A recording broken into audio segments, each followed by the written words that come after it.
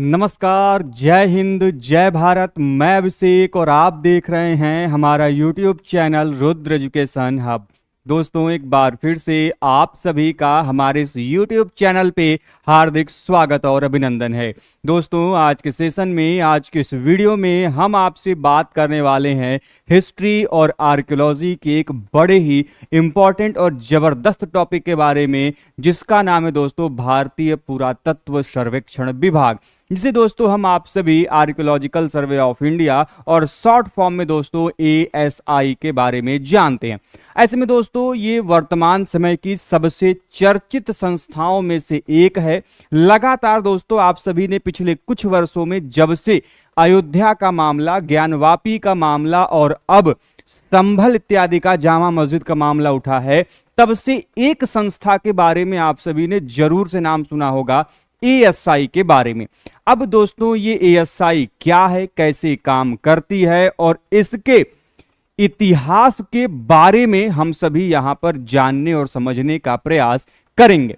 तो इसके पहले कि दोस्तों आज के सेशन की हम शुरुआत करें, जल्दी से दोस्तों एक बार वीडियो में जुड़ जाइए। चैनल पर नए हैं दोस्तों, चैनल को सब्सक्राइब कर लीजिए, साथ ही बेल आइकन को प्रेस कर लीजिए, जिससे कि दोस्तों आप सभी के पास वीडियोस की लेटेस्ट नोटिफिकेशन सबसे पहले आप सभी तक पहुंचती रहे।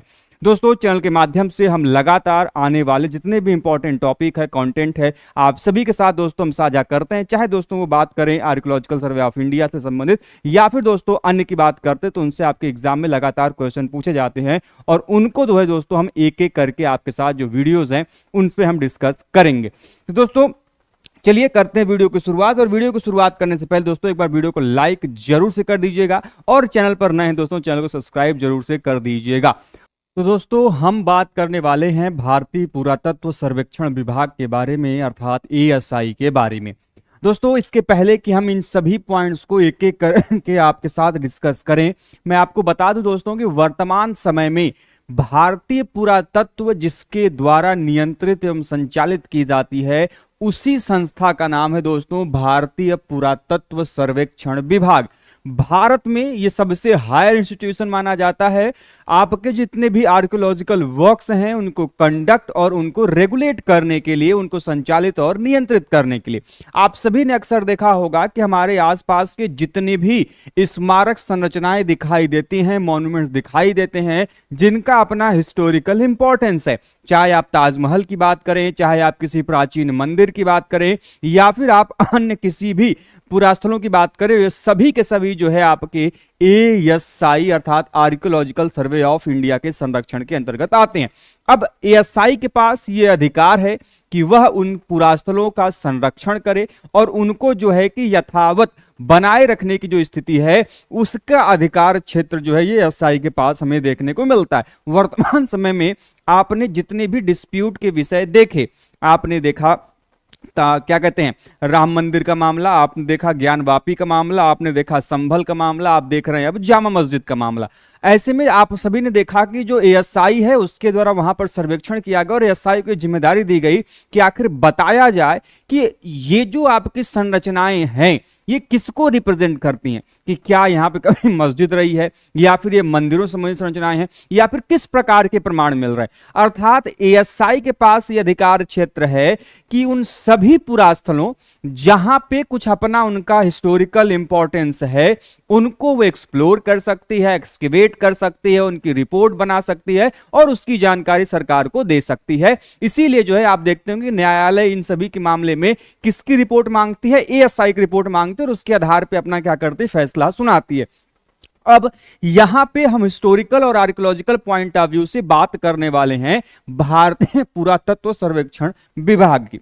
दोस्तों भारतीय पुरातत्व सर्वेक्षण विभाग ये कोई इंडिपेंडेंट इंडियन बॉडी नहीं थी, ठीक है। ये आपके ब्रिटिश काल के दौरान बनाई गई एक संस्था थी, जिसका उद्देश्य था कि भारत में प्राप्त होने वाले जितने स्मारक संरचनाएं, जितने अभिलेख, शिलालेख, पुरास्थल, उनसे प्राप्त होने वाले जो चीजें हैं वह इनके नियंत्रण में हो, जिससे कि आसानी से उन चीजों के ऊपर अध्ययन का काम किया जा सके, शोध का काम किया जा सके और आने वाले समय में जो है कि एक एक करके बाकी जो जानकारियां हैं उनको कलेक्ट किया जा सके। इसीलिए ASI जो है इस समय कई सारे भागों में, अलग अलग राज्यों में जो है उनकी जो आपकी शाखाएं हैं वो आपको देखने को मिलती है।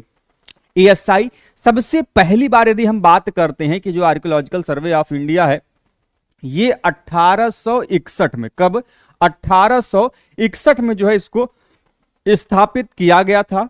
और जो है ये 1961 में जब इसका 100 वर्ष पूर्ण हुआ था तो उसी के उपलक्ष्य में नई दिल्ली में एक एशियन आर्कियोलॉजी के ऊपर जो है पहला कॉन्फ्रेंस भी हुआ था न्यू दिल्ली में।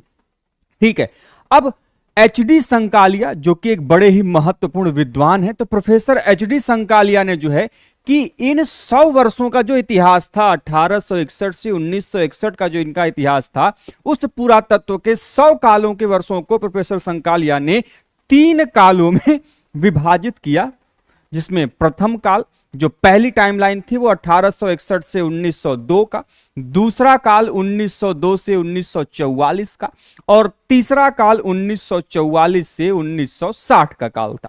अब एक अन्य काल भी वर्तमान में जोड़ा जाता है जिसको हम लोग चतुर्थ काल के नाम से जानते हैं, जिसको हम लोग फोर्थ फेज कहते हैं, जो कि 1961 से टिल नाउ की बात करता है, अर्थात 1961 से वर्तमान समय तक क्या कुछ कार्य हुए भारतीय पुरातत्व के क्षेत्र में, ये उनकी बात करता है। तो यदि हमें एएसआई के उनके कार्यों को, उनके कार्य क्षेत्रों को पढ़ना है तो इन 4 कालों में बांट के हम पढ़ सकते हैं। और ये विभाजन किस कार्य से जो है वो दिया गया था, प्रोफेसर एचडी संकालिया ने।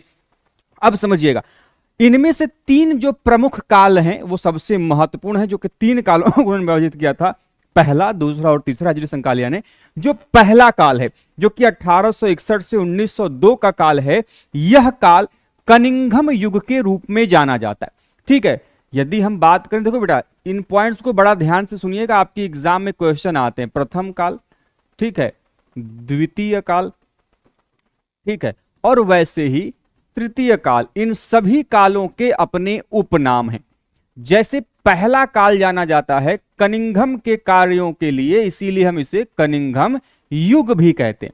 वैसे ही दूसरा काल जाना जाता है सर जॉन मार्शल के कार्य के लिए, इसीलिए हम इसे मार्शल एरा, मार्शल काल भी कहते हैं, मार्शल युग भी कहते हैं। और तीसरा काल जाता है मार्टिमर व्हीलर के कार्यों के लिए, इसे हम तीसरे एरा को व्हीलर एरा या फिर हम जो है कि व्हीलर युग के रूप में जानते हैं। तो प्रथम 3 कालों के नाम किन किन आर्कियोलॉजिस्ट के नाम पे आधारित हैं, उनके ध्यान रखिएगा। पहले एलेक्जेंडर कनिंघम, इसीलिए इनको हम अलेक्जेंडर कनिंघम के नाम पे कनिंघम युग पड़ा। दूसरा सर जॉन मार्शल के नाम पे मार्शल युग पड़ा, और तीसरा मार्टिमर व्हीलर के नाम पे व्हीलर युग पड़ा। अब ध्यान रखिएगा कि यहां पे जो सबसे पहले हमने नाम सुना किसका, अलेक्जेंडर कनिंघम। ध्यान रखिएगा, हमारा जो भारतीय पुरातत्व है बेटे, जो हमारा भारतीय पुरातत्व है, इस भारतीय पुरातत्व के जो जनक, ठीक है, या फिर पितामह कहे जाते हैं, वह कौन है, दैट इज अलेक्जेंडर कनिंघम। ठीक है, अलेक्जेंडर कनिंघम जो है, इनको भारतीय पुरातत्व के जनक या फिर पितामह के रूप में जाना जाता है। Alexander Cunningham is known to be the father of Indian archaeology. ठीक है, अब शुरुआत हम कहां से कर रहे हैं, पहले युग से कर रहे हैं, प्रथम काल से कर रहे हैं, जिसको हम लोग कनिंघम युग कह रहे हैं, जो कि 1861 से 1902 तक रहा है। 1861 से क्यों शुरुआत हो रही है, क्योंकि 1861 में पहली बार आप देख रहे हैं क्या हो रहा है कि 1861 में जाके किसकी शुरुआत हो रही है, जो एएसआई है उसकी स्थापना हो रही है। तो ये दोस्तों जो भारतीय पुरातत्व सर्वेक्षण विभाग है, ये अचानक से स्थापित नहीं हुआ, इसके पीछे भी हमारा जो पुरातात्विक कार्यों में जो प्रगति है वो देखी जाती है।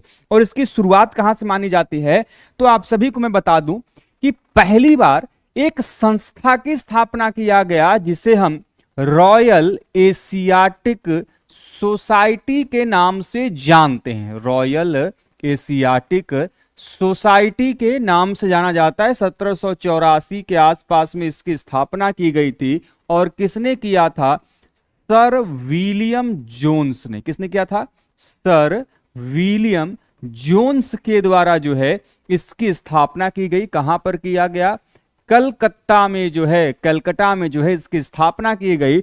और यही पहला ऐसा संस्थान बनता है जहां से क्या होता है, जहां से भारतीय पुरातत्व में पहला नींव पड़ता है। और यह संस्था ऐसी संस्था थी जिसने भारतीय क्षेत्र में जो स्मारक थे, जो एंटिक्विटीज थी, उनके कलेक्शन, उनकी रिपोर्ट बनाना, उनके बारे में जानकारी प्राप्त करना, उनको पब्लिश करना, इस संस्था का काम हमें देखने को मिलता है। और इसी संस्था ने आगे जाके अपनी एक पत्रिका भी प्रारंभ की, जिसमें इनके द्वारा कलेक्ट जितनी भी एंटिक्विटीज हुआ करते थे उसके बारे में रिपोर्ट देते थे, जिसका नाम क्या था, एशियाटिक रिसर्चेज था। क्या था? एशियाटिक रिसर्चेज के नाम से जो है इन्होंने पत्रिका जारी की थी। ठीक है, इसके अलावा इन्होंने जो भी एंटिक्विटीज खोजे या फिर इनके द्वारा जो भी आपकी निधियां प्राप्त की गई थी, उनके लिए इन्होंने संग्रहालय की भी स्थापना की, मतलब म्यूजियम को भी जो है इन्होंने बनवाया था। ये सर विलियम जोन्स पहले जब भारत में 1783 में आए थे तो ये कलकत्ता के जो उच्च न्यायालय था उसके जज के रूप में अपॉइंट हुए थे, लेकिन इनका इंटरेस्ट जो है किसमें था? इनका इंटरेस्ट जो है आपके आर्कियोलॉजिकल फील्ड में ज्यादा था, इसीलिए उन्होंने संस्था की स्थापना की और आगे जाके इस पे काफी महत्वपूर्ण काम हुए। अब ध्यान रखिएगा, इसी संस्था के आधार पे और भी कई सारी जो साहित्यिक सभाएं हैं वो मद्रास, बंबई जैसे, सूरत जैसे क्षेत्रों में जो है कि उनको स्थापित किया गया था। मैंने पढ़ाया भी डिटेल में, आप सभी जानते भी होंगे। ठीक है, और यही चीजें धीरे धीरे आगे परिवर्तित होते हुए बाद में आप देखेंगे कि 1861 में जाके एक आर्कियोलॉजी के लिए बॉडी नियंत्रित होती है, जिसे आप ASI, archaeological survey of India के रूप में जानने लगते हैं। तो सर विलियम जोन्स ये वही व्यक्ति हैं जिन्होंने मौर्य शासक चंद्रगुप्त की पहचान किससे की थी? सैंड्रोकोट्स जो शब्द है जो कि यूनानी ग्रंथों में मिलता है, उससे पहचान इनकी हमें देखने को मिलती है। और इन्होंने जो यूनानी जो ग्रंथ हैं, जो आपके इंडो ग्रीक जो आपके जो ग्रीक आपके शब्द हैं उसमें जो पालीबोथ्रस शब्द मिलता है उसकी पहचान उन्होंने पाटलिपुत्र से किया था।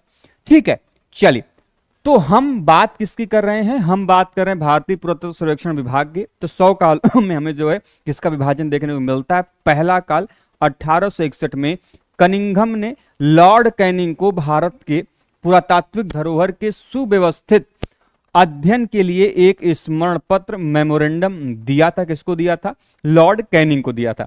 और कैनिंग ने ही जो है कि कनिंघम को इस कार्य को संपन्न करने का दायित्व सौंपा था। तो क्वेश्चन आपके एग्जाम में आता है कि कनिंघम की नियुक्ति किसके द्वारा किया गया था? तो यह किया गया था लॉर्ड कैनिंग के द्वारा। लॉर्ड कैनिंग ने ही जो अपॉइंट किया था किसको? अलेक्जेंडर कनिंघम को। अतः भारतीय पुरातत्व विभाग की परिकल्पना अलेक्जेंडर कनिंघम ने ही तैयार किया था और उन्हें इस विभाग का प्रथम प्रमुख भी बनाया गया था, जब ये 1871 में पहली बार यहां पे महानिदेशक के रूप में आप इनको अपॉइंट होते हुए देखेंगे। ठीक है, अब 1861 में 47 वर्षीय कनिंघम को भारतीय जो है कि पुरातात्विक सर्वेयर नियुक्त किया गया। ध्यान रखिएगा, इनकी नियुक्ति डीजी के रूप में 1871 में होगी। देखिए, एएसआई में जो सबसे प्रमुख व्यक्ति होता है उसको एएसआई का डीजी बोलते हैं। डीजी मतलब डायरेक्टर जनरल, जिसको हम लोग महानिदेशक बोलते हैं। और ये अपॉइंट होंगे 1871 में, लेकिन पुरातात्विक सर्वेयर के रूप में नियुक्त कब हो रहे हैं? 1861 में, 47 वर्ष की आयु में। लेकिन 1866 में आप देखेंगे कि अचानक से जो लॉर्ड लॉरेंस हैं, इन्होंने जो भारतीय पुरातत्व विभाग था इसको क्या कर दिया? समाप्त कर दिया। देखिए, 1861 में स्थापित हो रहा है, लॉर्ड कैनिंग इसमें सहायता कर रहे हैं। किसको नियुक्त कर रहे हैं? अलेक्जेंडर कनिंघम को पुरातात्विक सर्वेयर के रूप में। लेकिन आप देख रहे हैं कि बाद में आ रहे लॉर्ड लॉरेंस, जिन्होंने भारतीय पुरातत्व जो विभाग है उसको क्या कर दिया? समाप्त कर दिया। और 1871 में इसे ही भारतीय पुरातत्व सर्वेक्षण के नाम से एक स्वतंत्र विभाग के रूप में जो है गठित किया गया था। तो एएसआई को, आर्कियोलॉजिकल सर्वे ऑफ इंडिया को, भारतीय पुरातत्व विभाग को स्वतंत्र रूप में स्थापना कब की गई थी? 1861 में स्थापना इसको किया गया था। पहले वो पुरातत्व विभाग के रूप में जो है जाना जाता था, डिपार्टमेंट ऑफ आर्कियोलॉजी के रूप में। ठीक है, और कनिंघम जब 1871 में अपॉइंट होते हैं तो वो 2000 रुपए प्रति मासिक वेतन में, मतलब पर मंथ उनकी जो सैलरी थी वो 2000 रुपए थी। सोच लीजिए, वो भी कब? वो थी 1871 में। सोचिए कितना पैसा रहा होगा। इनके प्रथम महानिदेशक बने और फरवरी 1871 में कनिंघम ने कार्यभार संभाला तथा साथ ही साथ भारत आते उन्होंने अलग अलग जो कार्य क्षेत्र थे उस पे इन्होंने कार्य करना शुरू किया। जैसे ये भारत आते हैं तो उस समय भारत की तत्कालीन जो दो सबसे महत्वपूर्ण राजधानियां थी, एक दिल्ली का क्षेत्र, दूसरा आगरा का क्षेत्र, इन दोनों क्षेत्रों को उन्होंने अच्छे से एक्सप्लोर किया था। तो उन्होंने मुगल साम्राज्य की दो महत्वपूर्ण राजधानियां दिल्ली एवं आगरा को सर्वेक्षित किया और उसके पश्चात 1876 में अलेक्जेंडर कनिंघम ने तक्षशिला के टीलों से सिकंदर के पहले भारतीय सिक्कों की जो प्राप्ति है वह इनके द्वारा किया गया था। अब देखिए, इन्होंने ऐसा नहीं कि इसके अलावा नहीं किया है, इसके अलावा 1871 से लेके अन्य कालों में इन्होंने लगातार अलग अलग जो पुरास्थल हैं जिसमें से इन्होंने, अच्छा क्वेश्चन ये भी उठता है कि जो अलेक्जेंडर कनिंघम ने काम किया है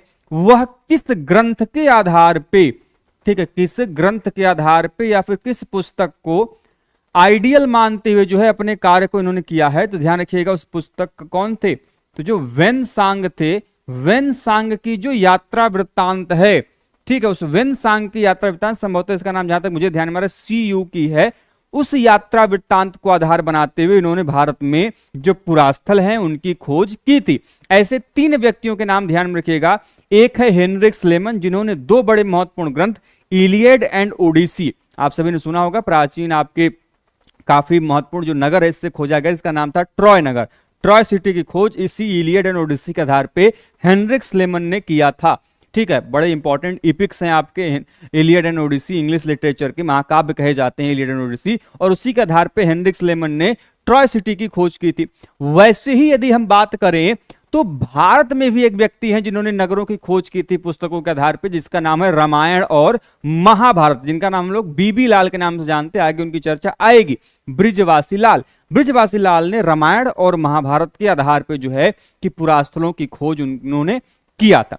ठीक है, और यहां पर हम देख रहे हैं कि जो अलेक्जेंडर कनिंघम है वो किस पे कर रहे हैं, जो वेनसांग का यात्रा वृत्तांत है उसके आधार पे कर रहे हैं। उन्होंने भारत में आते ही मुगलों की जो राजधानियां थी दिल्ली और आगरा उसको सर्वेक्षण किया, और 1876 में जो है कि जो तक्षशिला का जो टीला है, तक्षशिला में 3 टीले आप सभी जानते हैं, सिरकप, सिरसुख और भीर टीला, ठीक है, सर्वेक्षण किया गया और यहां पे जो उन्होंने अलेक्जेंडर के पहले के जो भारतीय सिक्के हैं उन्होंने उसकी प्राप्ति यहां से किया था। ठीक है, इसके अलावा कनिंघम के ही सुझाव पर जॉन फेथफुल फ्लीट, जिसको हम लोग JF फ्लीट के नाम से जानते हैं, JF फ्लीट के नाम से जानते हैं, तो जो JF फ्लीट हैं इनको 1873 में शासकीय पुरालिपिवेत्ता के रूप में नियुक्त किया गया। अब आपकी एग्जाम का क्वेश्चन आ सकता है और आता भी है कि अलेक्जेंडर कनिंघम के समय में शासकीय पुरालिपिवेत्ता कौन थे, तो वो थे JF फ्लीट।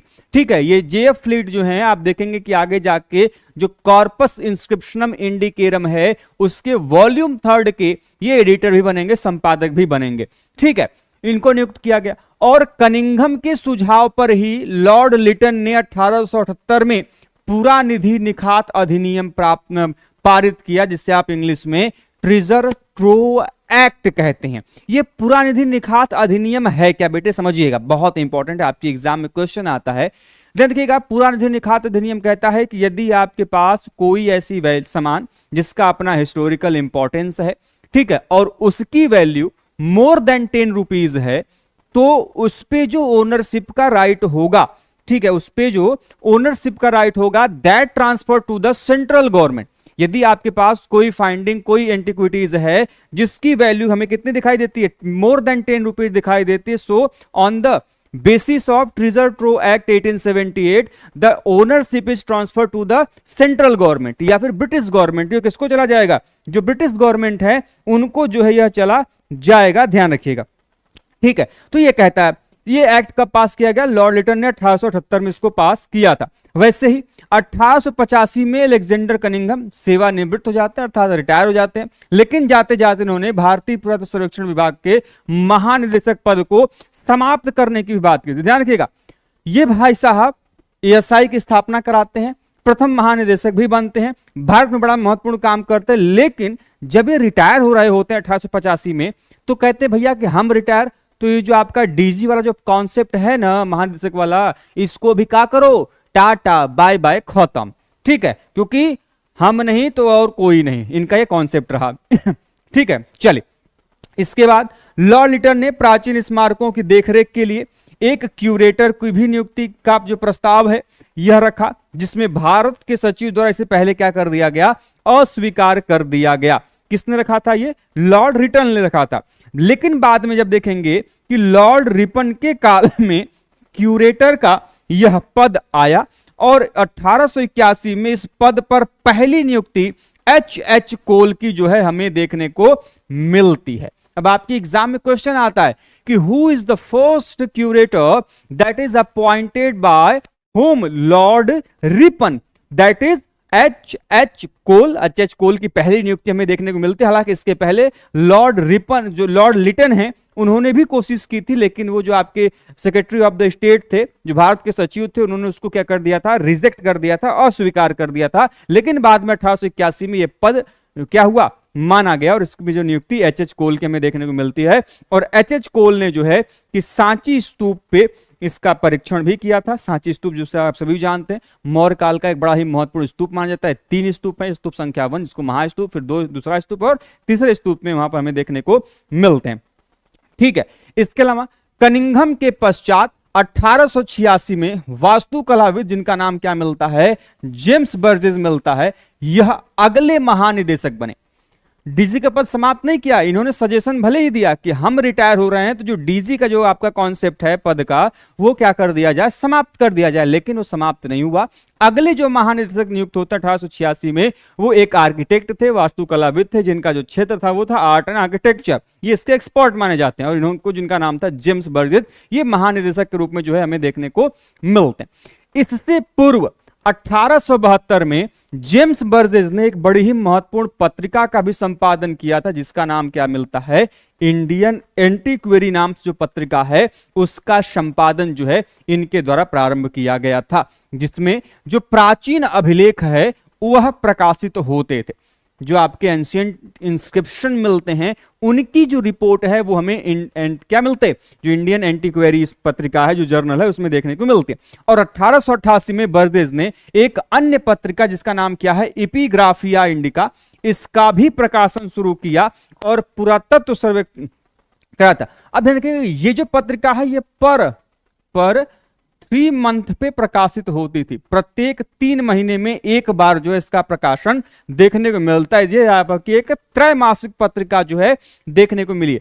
अच्छा, एक मैं आप लोगों को और बता दूं, एलेक्जेंडर कनिंघम ने भी एक पत्रिका स्थापित की थी, या फिर कह सकते हैं कि एक सीरीज स्थापित की थी, जिससे आप कॉर्पस इंस्क्रिप्शनम इंडिकेरम के नाम से जानते हैं, जो कि आगे जाके देखेंगे कि 1877 के आसपास में जो पहली वॉल्यूम है वो आपको देखने को मिलती है। इसमें उन्होंने काम किया एलेक्जेंडर कनिंघम ने। फिर अलग अलग जो वॉल्यूम्स हैं वो अलग अलग लोगों ने क्या किया है, क्या पब्लिश किया है। जैसे जो पहला वॉल्यूम है जिसमें एलेक्जेंडर कनिंघम का काम दिखता है, वो मौर्यकालीन जो अभिलेख है, जो मौर्यन इंस्क्रिप्शन है, खासकर अशोक एंड हिज ग्रैंडसन जो आपके दशरथ हैं, उन दोनों का जो आपके अभिलेखों का जो वर्णन है उसमें हमें देखने को मिलता है।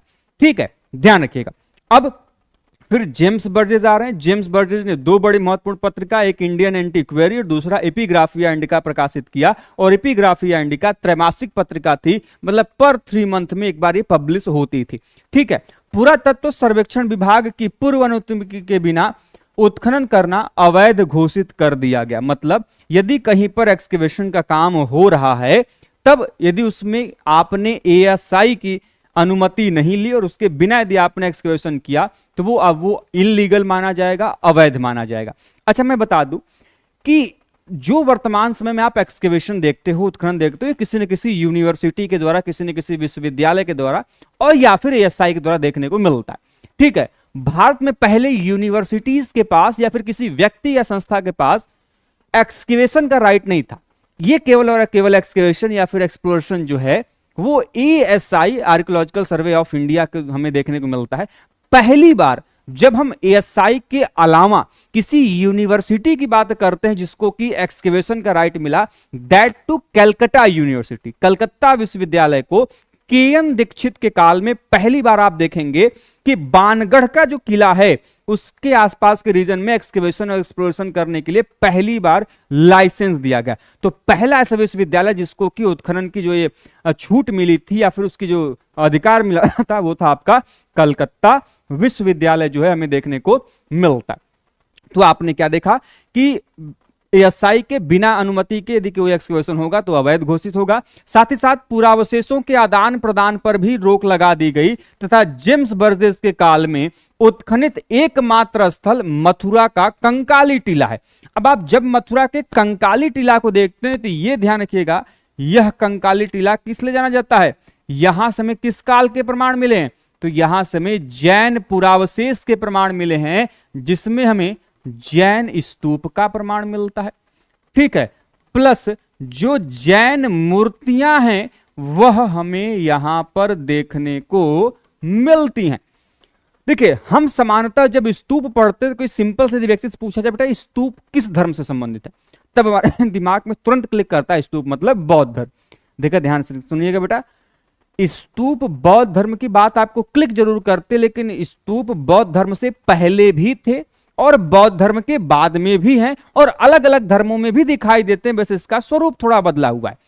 बौद्ध धर्म में स्तूप हैं, बिल्कुल अच्छी बात है, उनका सबसे ज्यादा प्रचलन हमें बौद्ध धर्म में देखने को मिलता है, लेकिन जैन धर्म के अंतर्गत भी स्तूप बनाए गए और बौद्ध धर्म के पहले भी स्तूप बनवाए जा रहे थे। जितने भी बड़े लोग हुआ करते थे, महात्मा, ऋषि, सम्राट हुआ करते थे, तो उनकी मृत्यु के संदर्भ में स्तूपों को निर्माण करने का जो उल्लेख है वो हमें बौद्ध ग्रंथों में इवन स्वयं बुद्ध कहते हुए देखने को मिलते हैं। जब आप महापरिनिर्वाण सूत्र पढ़ेंगे तो वहां बुद्ध स्वयं कहते हैं कि यदि मेरी मृत्यु हो जाए तो जिस प्रकार से सम्राटों को मृत्यु के पश्चात उनके समाधि के ऊपर या फिर उनके बॉडी के ऊपर स्तूप का निर्माण किया जाता है, ठीक वैसे ही मेरी भी बॉडी को चौराहे के बीच में क्या करना, स्तूप का निर्माण करना। मैंने आपको पढ़ाते समय बताया था। तो उसी प्रकार जो है हमें यहां पर भी देखने को मिलता है। तो कंकाली टीला एकमात्र पुरास्थल जो कि जेम्स बर्जेस के काल में उत्खनन किया गया और यहां से हमें जैन स्तूप के प्रमाण, जैन मूर्तियों के प्रमाण जो है देखने को मिलते हैं। बर्जेस के ही सलाह पे संस्कृत भाषा, पाली भाषा और द्रविड़ भाषा के जो विशेषज्ञ हैं ई हुल्स को जो है कि पुरालिपिवेत्ता के रूप में नियुक्त किया गया था। अब देखिए, एलेक्जेंडर कनिंघम ने जेएफ फ्लीट को पुरालिपिवेत्ता के रूप में नियुक्त किया था और यहां पे जेम्स बर्जेस ने किसको किया है, ई हुल्स को नियुक्त किया है। अभी जो मैंने आप लोगों को कॉर्पस इंस्क्रिप्शनम इंडिकेरम बताया था, जिसकी पहली वॉल्यूम में एलेक्जेंडर कनिंघम ने काम किया है, उसी पहली वॉल्यूम को रीएडिट करने का काम या कंपोज करने का काम कहा जाता है कि ई हुल्स ने भी किया। तो यूजीसी जो है कई बार आपको एलेक्जेंडर कनिंघम को न मान के ई हुल्स को भी मानते, इसको भी बेटे दिमाग में रखिएगा। और इसी दौरान हुल्स ने एकमात्र विद्वान थे जो कि प्राचीन तमिल अभिलेखों की लिपि को पढ़ने में भी समर्थ थे। ठीक है, ध्यान रखिएगा। अब एक चीज मैं आप लोगों को और भी बता दूं कि आप चले आए कहां तक, 1886 1888 के आसपास चले आए। इसके पहले एलेक्जेंडर के काल के ही समय में आप देखेंगे, ठीक है, हालांकि उसके पहले भी, कि 1834 के आसपास जो जेम्स प्रिंसिप हैं, जिनको हम भारतीय मुद्रा शास्त्र का जनक कहते हैं, ठीक है, he is the father of Indian numismatics. ठीक है, इन्होंने जो है कि 1834 में, जो कि ये क्या हुआ करते थे, जो रॉयल एशियाटिक सोसाइटी थी, ये उसके सचिव के रूप में काम कर रहे थे, लेकिन इनको बाद में नियुक्त किया गया और 1834 से लेकर 1837 के दौरान इन्होंने भारत की जो ब्राह्मी लिपि है उस ब्राह्मी लिपि को पढ़ने में लगाया और इसमें सफलता इनको मिली 1837 में। तो ब्राह्मी लिपि को काम किया किसने, खरोष्ट लिपि को काम किया किसने पढ़ने का, तो आपके जेम्स प्रिंसिप हैं।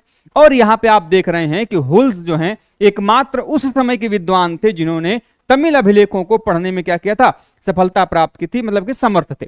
ठीक है, ध्यान रखिएगा।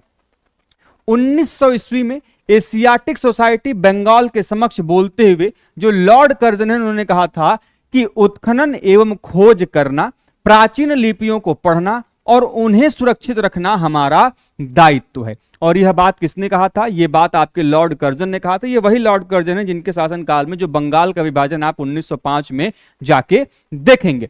ठीक है, ये बात उन्होंने कही थी। और 1904 के में कर्जन ने समय प्राचीन स्मारक परिरक्षण अधिनियम भी पारित हुआ, जो कि अपने आप में काफी ज्यादा महत्वपूर्ण है। इसको बेटे ध्यान से पढ़ लो, याद कर लो, आपके एग्जाम में जो क्वेश्चन है वो आता है कि ये जो प्राचीन स्मारक परिरक्षण अधिनियम है ये किसके शासनकाल में आया था? लॉर्ड कर्जन के शासनकाल में आया था। कब आया था? 1904 में आया था। ठीक है, कर्जन ने भारतीय रियासतों को भी बाध्य किया कि वे पुरातात्विक ऐतिहासिक धरोहरों को सुरक्षित रखें, क्योंकि अभी तक यह दायित्व किसका होता था कि भैया जो आर्कियोलॉजिकल सर्वे ऑफ इंडिया है वही जितने एंशिएंट मॉन्यूमेंट्स है उसको प्रिजर्व और कंजर्व करने का काम करेगी। लेकिन जब कर्जन आते तो कहते कि आपके रीजन में जो प्रिंसली स्टेट्स हैं या फिर बाकी जगह के जो हैं, जो वहां के तथाकथित राजा महाराजा होते थे, तो उनको ये फोर्स किया गया कि भैया ये आपके यहाँ के जो हिस्टोरिकल इंपॉर्टेंस के मॉन्यूमेंट्स हैं उनको आपका भी ये राइट बनता है, आपकी भी ये ड्यूटी बनती है कि आप उसको क्या करें? प्रिजर्व और कंजर्व करें। ठीक है, उसने पुरातत्व के वस्तुओं के संग्रह हेतु कलकत्ता का जो विक्टोरिया मेमोरियल है उसको बनवाया और एक राजकीय पुस्तकालय भी बनवाया गया जिसे ब्रिटिश म्यूजियम लाइब्रेरी कहा गया। तो लॉर्ड कर्जन के द्वारा दो बड़े महत्वपूर्ण स्थापनाएं की गई। पहला, विक्टोरिया मेमोरियल बनवाया गया जो कि कलकत्ता में है, और साथ ही साथ एक आपके जो राजकीय पुस्तकालय जो लाइब्रेरी है उसे भी बनवाया गया जिसे ब्रिटिश म्यूजियम लाइब्रेरी के नाम से जाना जाता है। ठीक है, इसके अलावा यदि हम बात करें तो और भी कई सारी जो चीजें हैं हमें देखने को मिलती हैं। जैसे इसी चरण में कुछ भारतीय राज्यों ने पुरातत्व विभाग की स्थापना की, जैसे मैसूर में, ट्रावनकोर के क्षेत्र में, जयपुर, बड़ौदा, हैदराबाद और ग्वालियर क्षेत्र में। अब देखिए जैसे जैसे एक्सप्लोरेशन और एक्सकेवेशन का काम हो रहा था तो वैसे वैसे लोग देख रहे थे कि बड़ी महत्वपूर्ण प्राचीन वस्तुएं प्राप्त हो रही हैं उत्खनन के दौरान, आपके खजानों की खोज हो रही है, तो इसमें लोगों का इंटरेस्ट जगा। तो उस समय के जितने प्रिंसली स्टेट हुआ करते थे, देसी रियासतें या बाकी जो होते थे, उनमें भी इनका इंटरेस्ट जगा और कर्जन का तो दबाव था ही था। इसको लेके अलग अलग जो आपके क्षेत्र से मैसूर, ट्रावनकोर का क्षेत्र, जयपुर, बड़ौदा, हैदराबाद, ग्वालियर का क्षेत्र, यहां पर भी क्या हुआ कि भारतीय पुरातत्व विभाग की जो स्थापना है वह किया गया। और कर्जन ने 1902 में 25 वर्षीय सर जॉन मार्शल को अगला पुरातत्व विभाग का प्रमुख बना दिया। तो पहला आपने देखा अलेक्जेंडर कनिंघम, फिर आते हैं आपके जेम्स बर्जेस, फिर आप देख रहे हैं यहां पे किसको? सर जॉन मार्शल को। और सर जॉन मार्शल जो हैं कि यहां से दूसरे जो आपके मैंने बताया था दूसरे काल की शुरुआत हो रही है 1902 से 1944 की। ठीक है, और प्रारंभ में 5 वर्ष के लिए ही सर जॉन मार्शल को महानिदेशक का पद दिया गया था, और इस पद पर नियुक्ति से पूर्व मार्शल जो है यूनान की, तुर्की की और क्रीट द्वीप में पुरातात्विक कार्यों को जो है ये कर चुके थे। ध्यान रखिएगा, अब इस काल को मैं कल पढ़ाऊंगा, लेकिन मैं आप लोग बता दूं कि जैसे आप देख रहे हैं कि पहला जो काल था जिसको आप लोग कनिंघम काल कह रहे हो, उस काल में पुरातात्विक कार्यों की शुरुआत हो रही है, आपके एएसआई की स्थापना हो रही है, प्रथम महानिदेशक के रूप में अलेक्जेंडर कनिंघम अपॉइंट हो रहे हैं, अलेक्जेंडर कनिंघम के द्वारा कुछ पत्रिकाओं की शुरुआत की जा रही है। ठीक है, जिसको आप इंडियम इंस्क्रिप्शनम कॉर्पस इंस्क्रिप्शनम इंडिकेरम के नाम से जानते हैं। उसके अलावा जेम्स बर्जेस आते हैं। जेम्स बर्जेस ने दो बड़ी महत्वपूर्ण पत्रिका इंडियन एंटिक्वेरी और एपिग्राफिया इंडिका की शुरुआत की। ठीक है, और उसके अलावा पुरातत्व विभाग कैसे अचानक से बंद होता है, वापस से कब शुरू होता है, या आपके उसके एक स्थायी स्वतंत्र विभाग के रूप में कब अपॉइंट होता है, तो स्वतंत्र विभाग के रूप में 1871 में अपॉइंट होता है। ठीक है, तो ये सभी कार्य जो है पहले काल में देखने को मिलते हैं। जो पहला काल है वो बहुत ज्यादा एक्सप्लोरेशन वाला काल है। उस काल में, पहले काल में आप देखेंगे कि कोई भी साइंटिफिक मेथोडोलॉजी, क्योंकि एक्सकेवेशन क्या है, एक प्योर साइंटिफिक मेथड है, लेकिन उस काल में जो पहला काल है अलेक्जेंडर कनिंघम का, उन्होंने कहीं पे भी साइंटिफिक कोई मेथोडोलॉजी अप्लाई नहीं किया है। उन्होंने जो भी जानकारी थी उनका पर्पस क्या होता था, किस पुरास्थल को खोदना है और यहां से जो भी चीजें हैं उसको हमें प्राप्त करनी। ये नहीं था कि जो साइट है उसको प्रिजर्व करते हुए, उसको रिस्टोर करते हुए चीजें हमें उसके बारे में जानी नहीं, कि एनी हाउ हमें उसकी जानकारी प्राप्त करनी, भले ही वो साइट या फिर वो आर्कियोलॉजिकल एरिया जो डिस्ट्रॉय हो जाए, उससे मतलब नहीं था। बाद के काल में जब आएंगे ये मार्शल के, तो मार्शल थोड़े बहुत साइंटिफिक मेथोडोलॉजीज के पक्षधर माने जाते हैं। तो इनके काल में थोड़ी बहुत जो आपकी वैज्ञानिक प्रविधियां हैं वो देखने को मिलेंगे। और तीसरे काल में आते आते जब आपके आएंगे मार्टिमर व्हीलर, तो वही जो है कि भारत में प्रथम ऐसे आर्कियोलॉजिस्ट माने जाते हैं जिन्होंने कॉन्सेप्ट ऑफ स्ट्रेटिग्राफी दिया इंडियन आर्कियोलॉजी को, और उनके द्वारा ही भारत में इंडियन एक्सकेवेशन में जो साइंटिफिक मेथोडोलॉजी इंप्लाई की जाती है वो भी देन माने जाती है मार्टिमर व्हीलर की। तो इन इसमें दोस्तों हम सेकेंड फेज को डिस्कस करेंगे, द्वितीय काल को डिस्कस करेंगे। और दोस्तों ये द्वितीय काल आप सभी जानते हैं, इसे हम मार्शल एरा के नाम से जानते हैं, मार्शल युग के नाम से जानते हैं। ये काल दोस्तों अपने आप में काफी ज्यादा महत्वपूर्ण है, आपके एग्जाम में इस टॉपिक से लगातार क्वेश्चन पूछे जाते हैं दोस्तों। तो आइए दोस्तों इस वीडियो में इस टॉपिक को डिस्कस करते हैं। और इस वीडियो की शुरुआत करने से पहले मैं आप सभी से निवेदन करूंगा दोस्तों कि यदि आप हमारे चैनल पर नए हैं और चैनल को सब्सक्राइब नहीं किया है मेरे दोस्त, तो चैनल को सब्सक्राइब करने के साथ ही बेल आइकन को प्रेस जरूर से करें, जिससे कि दोस्तों आप सभी के पास वीडियोस की लेटेस्ट नोटिफिकेशन सबसे पहले आप सभी तक पहुंचती रहे। दोस्तों जैसा कि आप सभी जानते हैं, हमारा जो भारतीय पुरातत्व है, आप सभी जानते हैं इसकी शुरुआत यदि हम देखें सबसे मुख्य तौर पे तो 1861 में जब ASI है उसे जब स्थापित किया जा रहा है, तो वहां से इसकी स्थापना शुरू हो रही है। और उसके बाद इसके जो फर्स्ट डीजी बने थे वह कौन बने थे? Alexander Cunningham. तो वहां से जो है कि प्रथम काल की जो शुरुआत है वह माना जाता है। अब यहां पे जैसे ही अलेक्जेंडर कनिंघम जाते हैं, जेम्स बर्जेस आते हैं, और उसके पश्चात कैसे जो है कि लॉर्ड कर्जन के द्वारा 1902 में 25 वर्षीय मार्शल को पुरातत्व विभाग का प्रमुख बना दिया गया। अब यदि आप देखेंगे कि जो सेकेंड फेज है जो कि 1902 से स्टार्ट होता है, 1944 के आसपास तक चलता है, तो यह फेज अपने आप में काफी ज्यादा महत्वपूर्ण है। अब क्यों महत्वपूर्ण है, कारण क्या है? क्योंकि आप देखेंगे कि अभी तक जो पुरास्थल उत्खनन किए गए थे फेज फर्स्ट में, पहले काल में, वो ऐसे पुरास्थल थे जिनका संबंध मुख्यतः किस काल से रहा है? तो जिसका संबंध यदि हम बात करते हैं तो यह जो आपके पुरास्थल है ये बौद्ध काल के हैं, जैन काल के, ऐतिहासिक काल से संबंधित जो पुरास्थल हैं इन पे मुख्य कार्य किया गया। जबकि यदि आप देखेंगे कि जो पहला फेज है उसमें जो प्री हिस्टोरिकल साइट है, जो प्रागैतिहासिक पुरास्थल है, उनमें कार्य कम किए गए। लेकिन जब आप सेकेंड फेज में आते हो तो इस काल में जो सबसे ज्यादा काम हुआ है वो हुआ है प्रोटो हिस्ट्री पे। किस पे हुआ है? प्रोटो हिस्ट्री पे।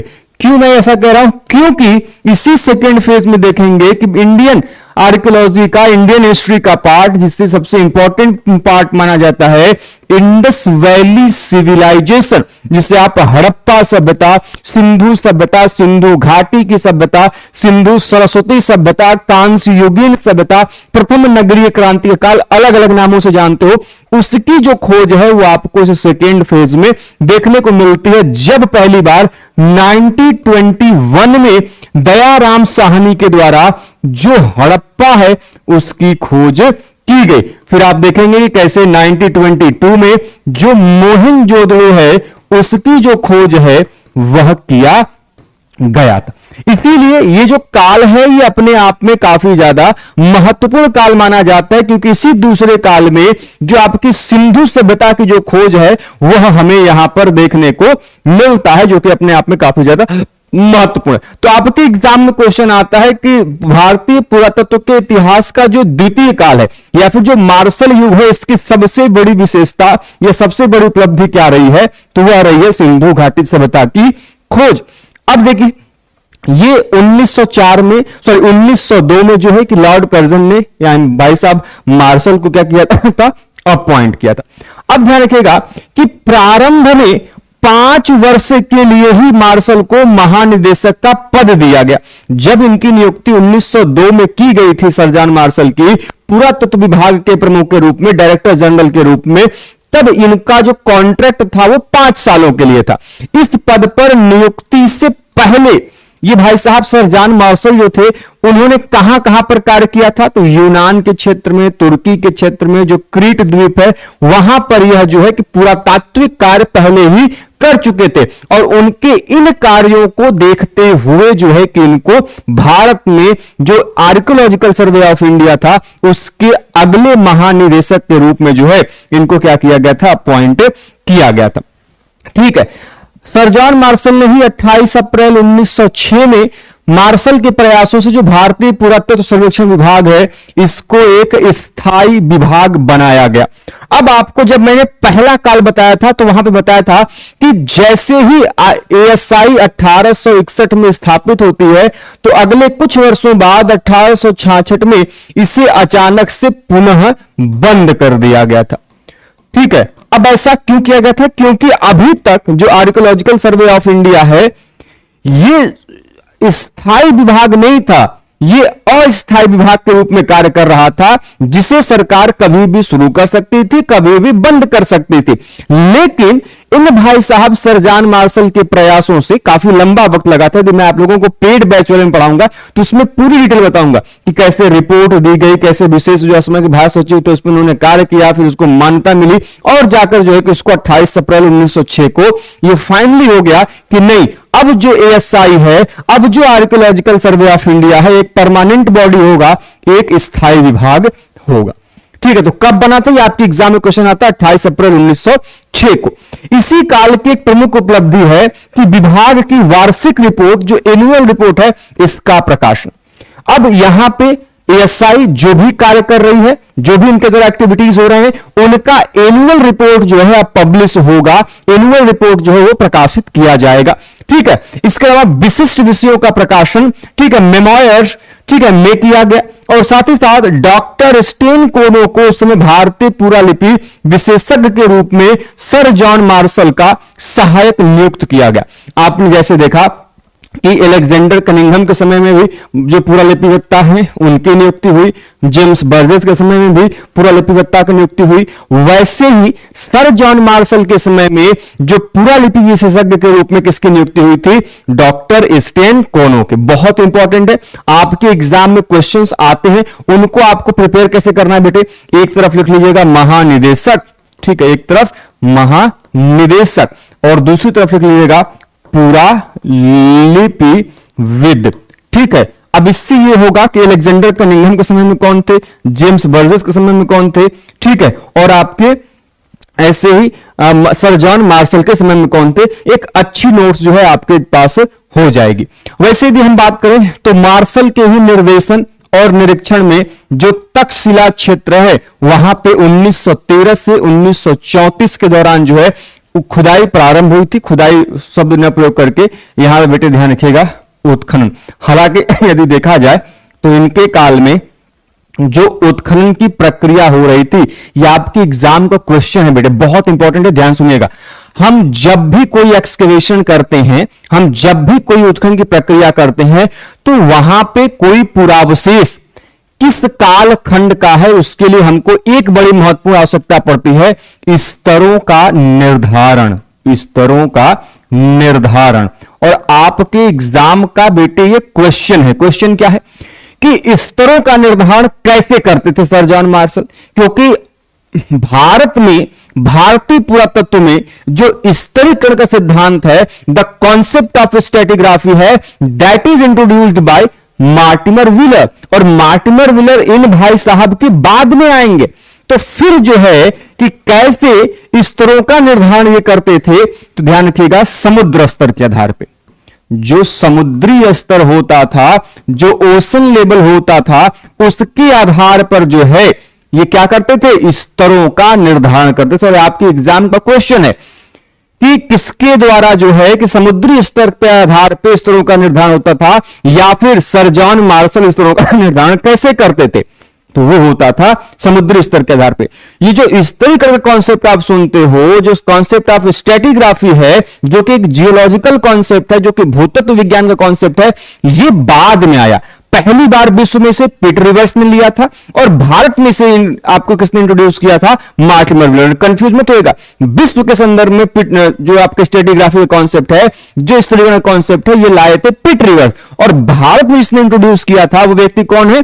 Mortimer wheeler. ठीक है, ध्यान रखिएगा। अब यहां पे आप देख रहे हैं कि जो एक्सकेवेशन उन्होंने किया, ध्यान रखिएगा, भले ही सर जॉन मार्शल उत्खनन के संदर्भ में वैज्ञानिकता के पक्षधर रहे हैं कि साइंटिफिक एक्सकेवेशन होना चाहिए, लेकिन आप देखेंगे कि सर जॉन मार्शल के जो एक्सकेवेशन किए गए उनमें साइंटिफिक इंप्लीमेंटेशन हमें उतना देखने को नहीं मिलता जो कि बाद में आने वाले समय में जो आप मार्टिमर व्हीलर के काल में देखने को मिलता है। 3D मैपिंग आप देखेंगे, आप साइंटिफिक मेथोडोलॉजीज देखेंगे, यूज ऑफ स्टेडिग्राफी देखेंगे, कई सारी चीजें मार्टिमर व्हीलर ने पहली बार इंडियन आर्कियोलॉजी को दी, और वहीं से इंडियन आर्कियोलॉजी जो है एक नए आयाम पर, नए मुकाम पर पहुंचती हुई आपको दिखाई देगी। ठीक है, खैर, तो तक्षशिला में, तक्षशिला आप सभी जानते बड़ा ही महत्वपूर्ण पुरास्थल है। यहां पे 1913 से 1934 के दौरान इनके ही निरीक्षण में जो यहां पे एक्सकेवेशन का जो काम है वो किया गया। अब आप सभी को पता होगा तक्षशिला में हमें कुल 3 टीले मिले हुए हैं, 3 टीला मिला हुआ है। उसका नाम क्या है बेटे? भीर टीला, ठीक है, सिरकप टीला और सिर सुख टीला। ठीक है, भीर टीला, सिरकप टीला और सिरसुख टीला, ये 3 टीलों के जो प्रमाण है वो हमें यहां से प्राप्त हुए हैं। ठीक है, सांची एवं सारनाथ का भी पुनः उत्खनन किया गया, इन्होंने करवाया, और इसी दौरान जो है किस पुनः ने पाटलिपुत्र और नालंदा विश्वविद्यालय का भी उत्खनन किया था।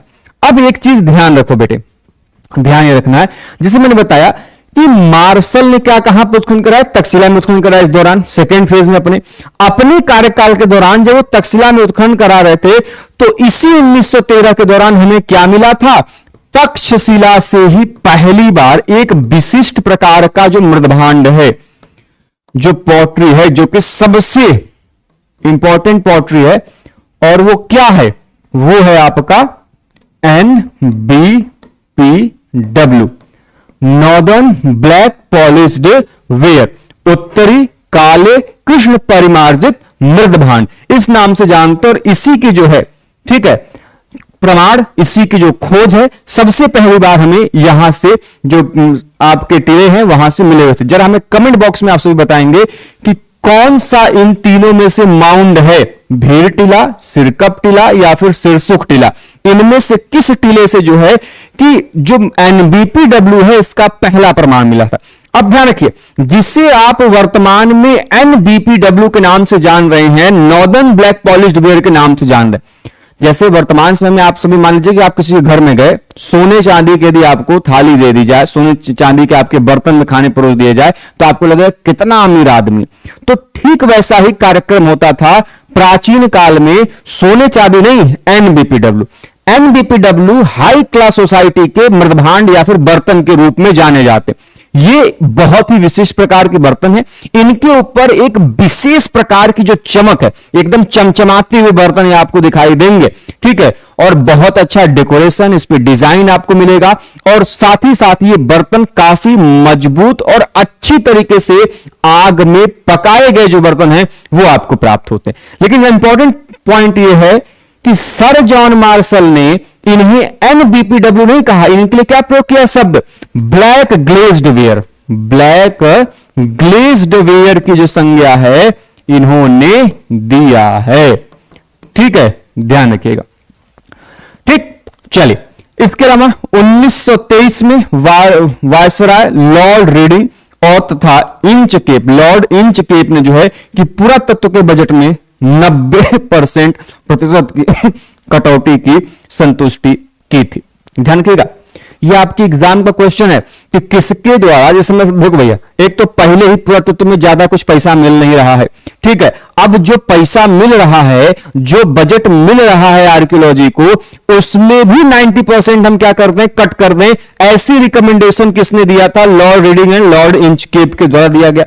लेकिन इंपॉर्टेंट पॉइंट यह है कि यहां पे सर जॉन मार्शल और उनके सहायकों ने जिस प्रकार की एक्टिविटी दिखाई, जिस प्रकार की सतर्कता दिखाई, उससे यह हुआ कि सर जॉन मार्शल तत्कालीन भारत सचिव की वाइकाउंट पील के प्रयासों से यह जो कटौती है यह कम करके 22% की गई। तो रिकमेंडेशन कितने प्रतिशत की हुई थी? 90% की। कम करके कितना किया गया, 22% कर दिया गया। ध्यान रखिएगा 90% कहा गया सर जॉन मार्शल और उस समय के जो भारत के सचिव थे जिनका नाम क्या मिलता है, वाइकाउंट पिल। इन दोनों के संयुक्त प्रयास से ये जो कटौती 90% होनी थी उससे घटाकर कितनी की गई, 22% की गई। अतः इन दोनों ने ही पुरातत्व को समाप्त प्राय होने की स्थिति से बचा लिया। क्योंकि सिंपल सी बात है, यदि किसी के बजट में आप 90% कटौती कम कर दें तो बचेगा क्या, बाबा जी का समझ लीजिए आप। ठीक है, तो इन्होंने बचा लिया। जिससे वर्तमान समय में सबसे ज्यादा कटौती किस क्षेत्र में, शिक्षा के क्षेत्र में। कुछ बड़ नहीं रहा है, लेकिन शिक्षा के मामले में हर साल आप देखेंगे कि स्थिति जो है वो लगातार दिनों दिन बदतर होती जा रही है। खासकर कौन से, जो आपके प्राइमरी लेवल से लेके जो आपके मैट्रिक लेवल तक के जो आपके जो सरकारी या गवर्नमेंट स्कूल हैं, आप उनकी स्थिति देख लीजिए। लगातार जो है कि इनकी जो संख्या है वो कम होती जा रही है और प्राइमरी स्तर की तो एकदम स्थिति नाजुक ही बनी है। कितने हजारों जो आपके सैकड़ों जो स्कूल हैं वो प्रतिवर्ष जो है अलग अलग राज्यों में अलग अलग क्षेत्रों में ये बंद होते जा रहे हैं। जबकि सरकार है, सरकार के पास पैसे हैं, बजट है, इंफ्रास्ट्रक्चर है, वो चाहे तो क्या कुछ नहीं कर सकती। लेकिन सरकार की वो कहते हैं ना कि वो उसको लाभ उस क्षेत्र में दिखता ही नहीं है, उनको बाकी सब काम करने हैं। लेकिन जब बात आती है शिक्षा को बढ़ावा देने की तो सभी सरकारों की स्थिति क्या हो जाती है, शून्य, 0 बटा सन्नाटा। तो वही स्थिति है कि हर साल हम लाखों की संख्या में इंफ्रास्ट्रक्चर बढ़ा रहे हैं, बहुत काम कर रहे हैं, अच्छी बात है, की भी जानी चाहिए। लेकिन साथ ही साथ देश की जो भविष्य है, जिससे शिक्षा जो है उस पर भी काम करने की आवश्यकता है। ठीक है, इसके अलावा यदि हम बात करें तो 1928 में सर जॉन मार्शल के अवकाश ग्रहण करने के पश्चात अगले जो महानिदेशक बने वो बने थे एच हरग्रीव्स। ठीक है, और एच हरग्रीव्स जो है ये अगले महानिदेशक के रूप में हमें देखने को मिलते हैं। देखिए 1902 में ये भाई साहब अपॉइंट हो रहे हैं और 1928 में जो है ये रिटायर हो रहे हैं। इसी दौरान इन्होंने जैसा कि मैंने आप लोगों को बताया कि 1921 में दयाराम साहनी, ठीक है, और 1922 में कौन भैया, तो 1922 में जो है आपके राखाल दास बनर्जी, इन दोनों की सहायता से दो बड़े महत्वपूर्ण पुरातात्विक पुरास्थल हड़प्पा एंड मोहनजोदड़ो की खोज की गई। और यह दोनों पुरास्थल आप आगे जाके देखेंगे कि सिंधु घाटी सभ्यता के दो सबसे महत्वपूर्ण पुरास्थल एक कह सकते हैं कि राजधानी के रूप में जो है देखने को मिलेंगे। आगे इसी काल में एक और व्यक्ति आएंगे, स्कॉलर स्टुअर्ट पिगट, जिनकी बुक है प्री हिस्टोरिक इंडिका। और इस प्री हिस्टोरिक इंडिया में जो है इन्होंने क्या नाम दिया है, हड़प्पा और मोहनजोदाड़ो को जुड़वा राजधानी कह के संबोधित किया है। जान के क्या कहा है, जुड़वा राजधानी कह के संबोधित किया है। ठीक है, तो इनके काल की ये विशेषता देखने को मिलती है। अवकाश ग्रहण करने के पश्चात भी सर जॉन मार्शल 1931 तक विशेष कार्याधिकारी तथा मार्च 1934 तक जो है विशिष्ट कार्य के लिए जो है पुनर्नियुक्त हुए थे। देखिए भले ही 1928 में ये भाई साहब अपने जो डीजी का जो पद था, डायरेक्टर जनरल का जो पद था, उससे रिटायर जरूर हो गए और अगले महानिदेशक एच हरग्रीव जरूर हो गए। लेकिन जिस प्रकार का एक्सपीरियंस, जिस प्रकार की एक्सपर्टीज इनकी थी, इनके कार्यों को देखते हुए इनको विशेष कार्यों के लिए, स्पेशल टाइप ऑफ वर्क के लिए जो है कि इनको रीअपॉइंट किया गया था और इन्होंने 1934 तक जो है विशिष्ट कार्य के लिए रीअपॉइंट किए गए थे और 1934 में उन्होंने भारत जाके छोड़ा था। 1931 में राय बहादुर दयाराम साहनी को महानिदेशक का पद दिया गया। अब ध्यान रखिए, अभी तक आप जितने भी एएसआई के डीजी को बेटे देख रहे थे, एएसआई का पहला डीजी 1971 में बना था, 1871 में बना था और वह कौन बने थे, अलेक्जेंडर कनिंघम बने थे। उसके बाद से आपने अलग अलग लोगों को देखा, जैसे फिर देखा आपने बर्जेस बने, ठीक है, फिर आपने देखा मार्शल बने, फिर आपने देखा कि यहां पे कौन बन रहे हैं, हरग्रीव्स बन रहे हैं। तो अलग अलग लोग जो है उनकी नियुक्ति यहां पर आपने देखी। लेकिन आप ये देख रहे हैं कि अभी तक कोई भी भारतीय व्यक्ति जो है कि एएसआई के महानिदेशक के पद के रूप में हमें दिखाई नहीं दे रहा है। अब अगले जो आपके महानिदेशक हैं जो एच हरग्रीव्स के बाद 1931 में अपॉइंट हो रहे हैं, वह कौन है? दयाराम साहनी, राय बहादुर दयाराम साहनी। ये वही व्यक्ति हैं जिन्होंने हड़प्पा सभ्यता के पहले पुरातत्व हड़प्पा की खोज की थी। किसके निर्देशन में किया था? सर जॉन मार्शल के निर्देशन में किया था। तो अब ये प्रथम भारतीय बनेंगे, प्रथम भारतीय बनेंगे जो कि एएसआई के डीजी के रूप में जो है नियुक्त होने वाले व्यक्ति थे। ठीक है, इसी दौरान इनके सर जॉन मार्शल के ही काल में 1904 का एक बड़ा ही महत्वपूर्ण अधिनियम लाया गया, जिसे हम प्राचीन स्मारक और परिरक्षण अधिनियम के नाम से जानते। जैसे अलेक्जेंडर कनिंघम के काल में आया था ना 1948 में, ठीक है, पुरानी निखात अधिनियम 1878 के आसपास में आया था। ठीक है, जिसमें 10 रुपए से अधिक वैल्यू की कोई भी सामान है उस समय की, तो उस पे जो राइट है, जिसपे ओनरशिप का जो अधिकार है, जो स्वामित्व का अधिकार है, किसका हो जाएगा? सेंट्रल गवर्नमेंट को हो जाएगा। वैसे ही उस समय जो प्राचीन स्मारक हैं उनको कैसे बचाया जाए, उनको कैसे संरक्षित किया जाए, उनको परिरक्षण कैसे किया जाए, इसलिए जो है कि एक एक्ट 1904 में लाया गया जिसका नाम प्राचीन स्मारक परिरक्षण अधिनियम है। ठीक है, और इस अधिनियम को 1932 में वापस से क्या किया गया था? इसमें कुछ अमेंडमेंट लाए गए थे, संशोधन किया गया था। ठीक है, ध्यान रखिएगा। इसके अलावा यदि हम बात करते हैं कि इनके द्वारा जो है, जो आपके एक्ट लाया गया, इसके द्वारा भारतीय पुरातत्व सर्वेक्षण विभाग के बाहर के व्यक्तियों या विदेशियों को भी भारत में उत्खनन एवं अनुसंधान की अनुमति दे दी गई। अब देखिए 1904 में यह एक्ट आता है, 1932 में इसमें क्या किया जाता है? संशोधन किया जाता है। और ये संशोधन के द्वारा क्या ऐड किया जाता है? ध्यान सुनिएगा। संशोधन कहता है कि जो एएसआई है, अब अभी तक जो एएसआई है उसी के पास ये पावर था कि वो भारत के क्षेत्रों को, जो पुरास्थल है, वहां पे एक्सकेवेशन काम कर सके, एक्सप्लोरेशन काम कर सके, मतलब कि पुरातत्व संबंधित कार्यों का जो अधिकार था वो एएसआई के पास था। लेकिन इस अमेंडमेंट के थ्रू, बाय दिस अमेंडमेंट, अब ये जो पावर है वह बाहर के व्यक्तियों को या विदेशियों को भी जो है कि भारत में उत्खनन और अनुसंधान करने की जो अनुमति है वह आपको देखने को मिलती है। इसीलिए जब आप आगे पढ़ेंगे, जो बच्चे आर्कियोलॉजी के होंगे उनको और भी पता होगा कि आप देखेंगे जैसे संशोधन होता है उसके कुछ वर्ष बाद 1935 में आपका पहला अभियान दल और महत्वपूर्ण अभियान दल भारत आता है, जिससे आप किस नाम से जानते हैं? येल कैम्ब्रिज अभियान दल के रूप में जानते हैं, जिसकी अध्यक्षता de Terra and T Paterson के द्वारा जो है किया जा रहा था। ठीक है, तो इसी के परिणाम स्वरूप 1935 में अमेरिका के बोस्टन संग्रहालय की ओर से अर्नेस्ट मैके ने चनहूदड़ों का उत्खनन किया।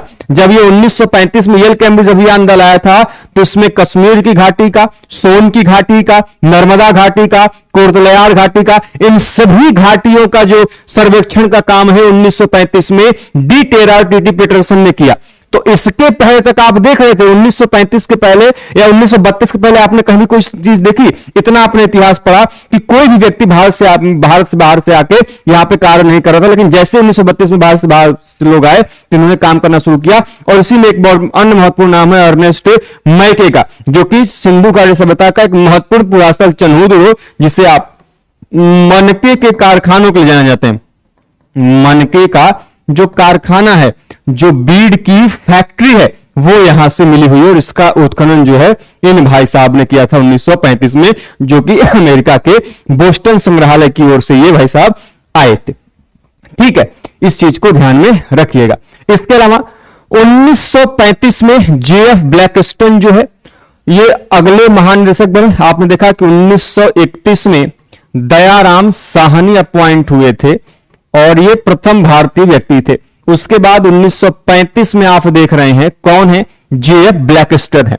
ठीक है, उसके बाद 1937 में इस पद पर राय बहादुर के एन दीक्षित की नियुक्ति, सेकंड भारतीय व्यक्ति है। ये द्वितीय भारतीय व्यक्ति हैं जो कि यहां पे नियुक्त हुए थे। तो प्रथम राय बहादुर साहनी, द्वितीय राय बहादुर के एन दीक्षित। ठीक है, ये दूसरे व्यक्ति हैं। अब यदि आपको मैं बात कहूं राय बहादुर केएन दीक्षित को, तो इन्होंने अपने काल में बड़े महत्वपूर्ण काम किए हैं। महत्वपूर्ण काम इसलिए इस संदर्भ में किए हैं कि यदि आप इनके कार्यों को देखेंगे तो आपको पता चलेगा, जैसे मैंने अभी बताया ना कि भारत में एक अभियान दल 1935 में भारत आता है, ठीक है, जो कि भारत के विभिन्न क्षेत्रों को, कश्मीर से लेके मध्य प्रदेश के नर्मदा घाटी इत्यादि का जो क्षेत्र है उसको ये एक्सप्लोर करता है, कोर्तलयार घाटी इत्यादि सबको। लेकिन इन भाई साहब केएन दीक्षित ने प्रथम भारतीय प्रागैतिहासिक अनुसंधान दल का गठन किया था। मैंने क्या कहा? प्रथम भारतीय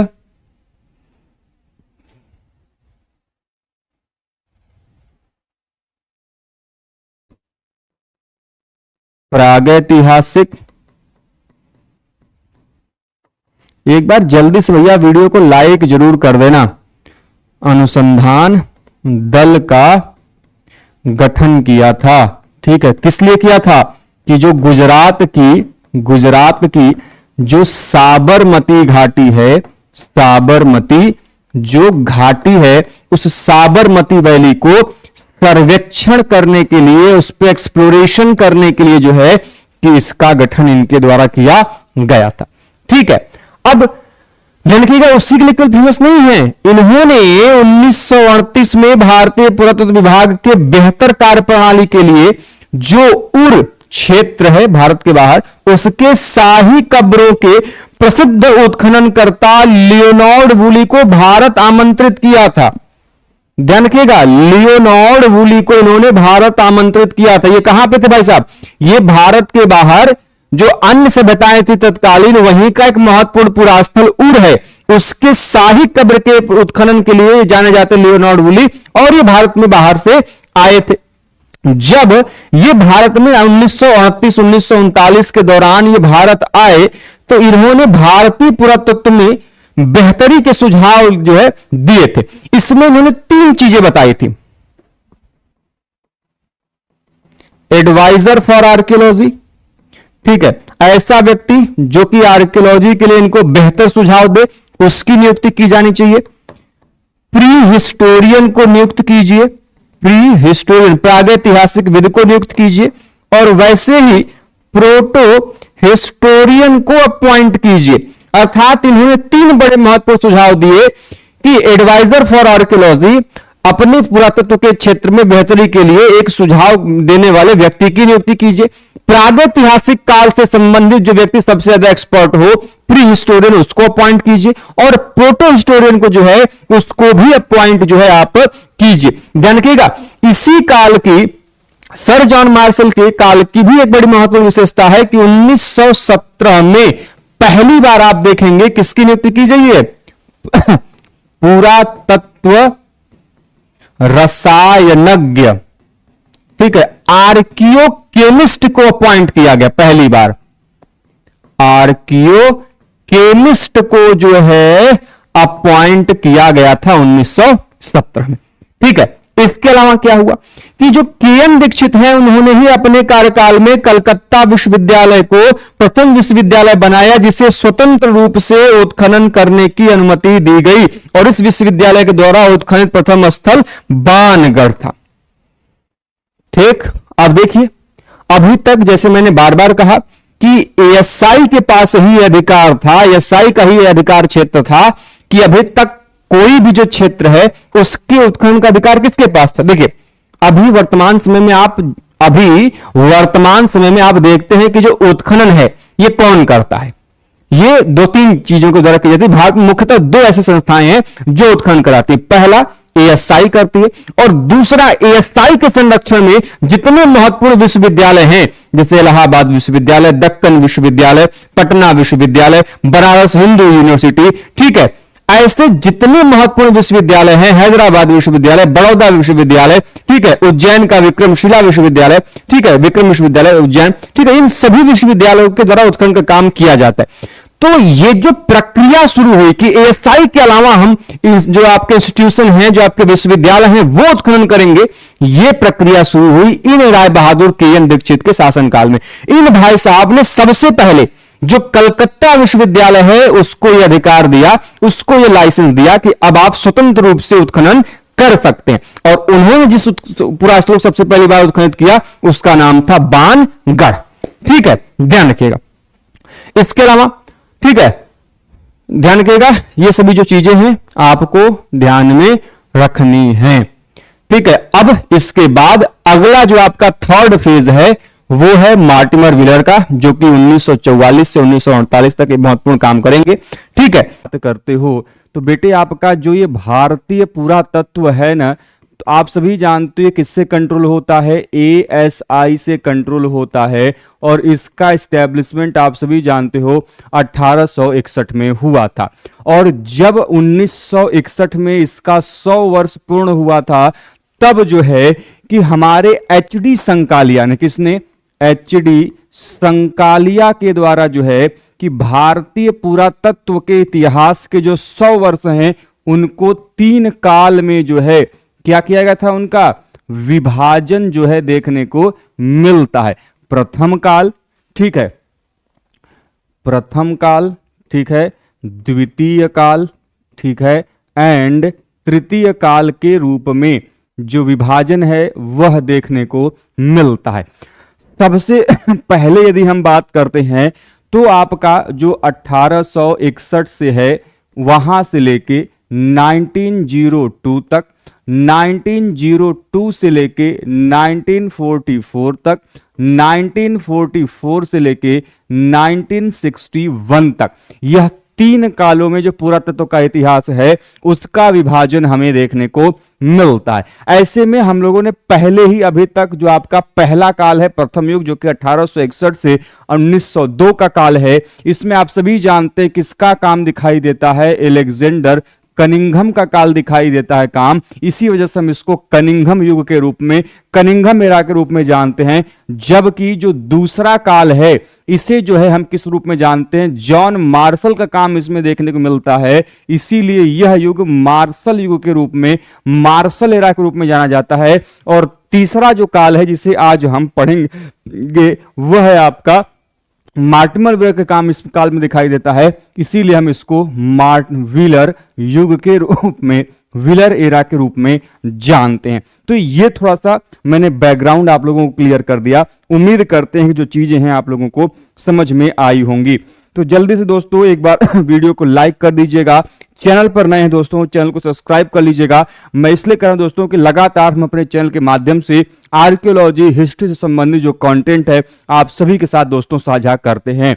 जैसा कि दोस्तों आप सभी जानते हैं, हमने जून 2025 के लिए, जून 2025 के लिए अपना जो नया बैच है दोस्तों UGC नेट का, वह दोस्तों आर्कियोलॉजी का शुरू कर दिया है। हिस्ट्री के दोस्तों मॉक टेस्ट के भी शुरू हो गए हैं। इसमें दोस्तों आपको डेली बेसिस पे जो लाइव क्लासेस है दोस्तों वो आपको प्रोवाइड कराई जाएगी। जो भी हम लाइव क्लासेस लेंगे उसकी दोस्तों आपको रिकॉर्डिंग भी अवेलेबल मिलेगी। इन केस यदि आपकी कोई क्लास छूट जाती है या फिर आप दोबारा से किसी क्लास को रिवाइज करना चाहते हैं तो भी आप उस क्लास को कितनी भी बार देख सकते हैं। इसका दोस्तों जो क्लास होगी वह 2 मोड में होती है।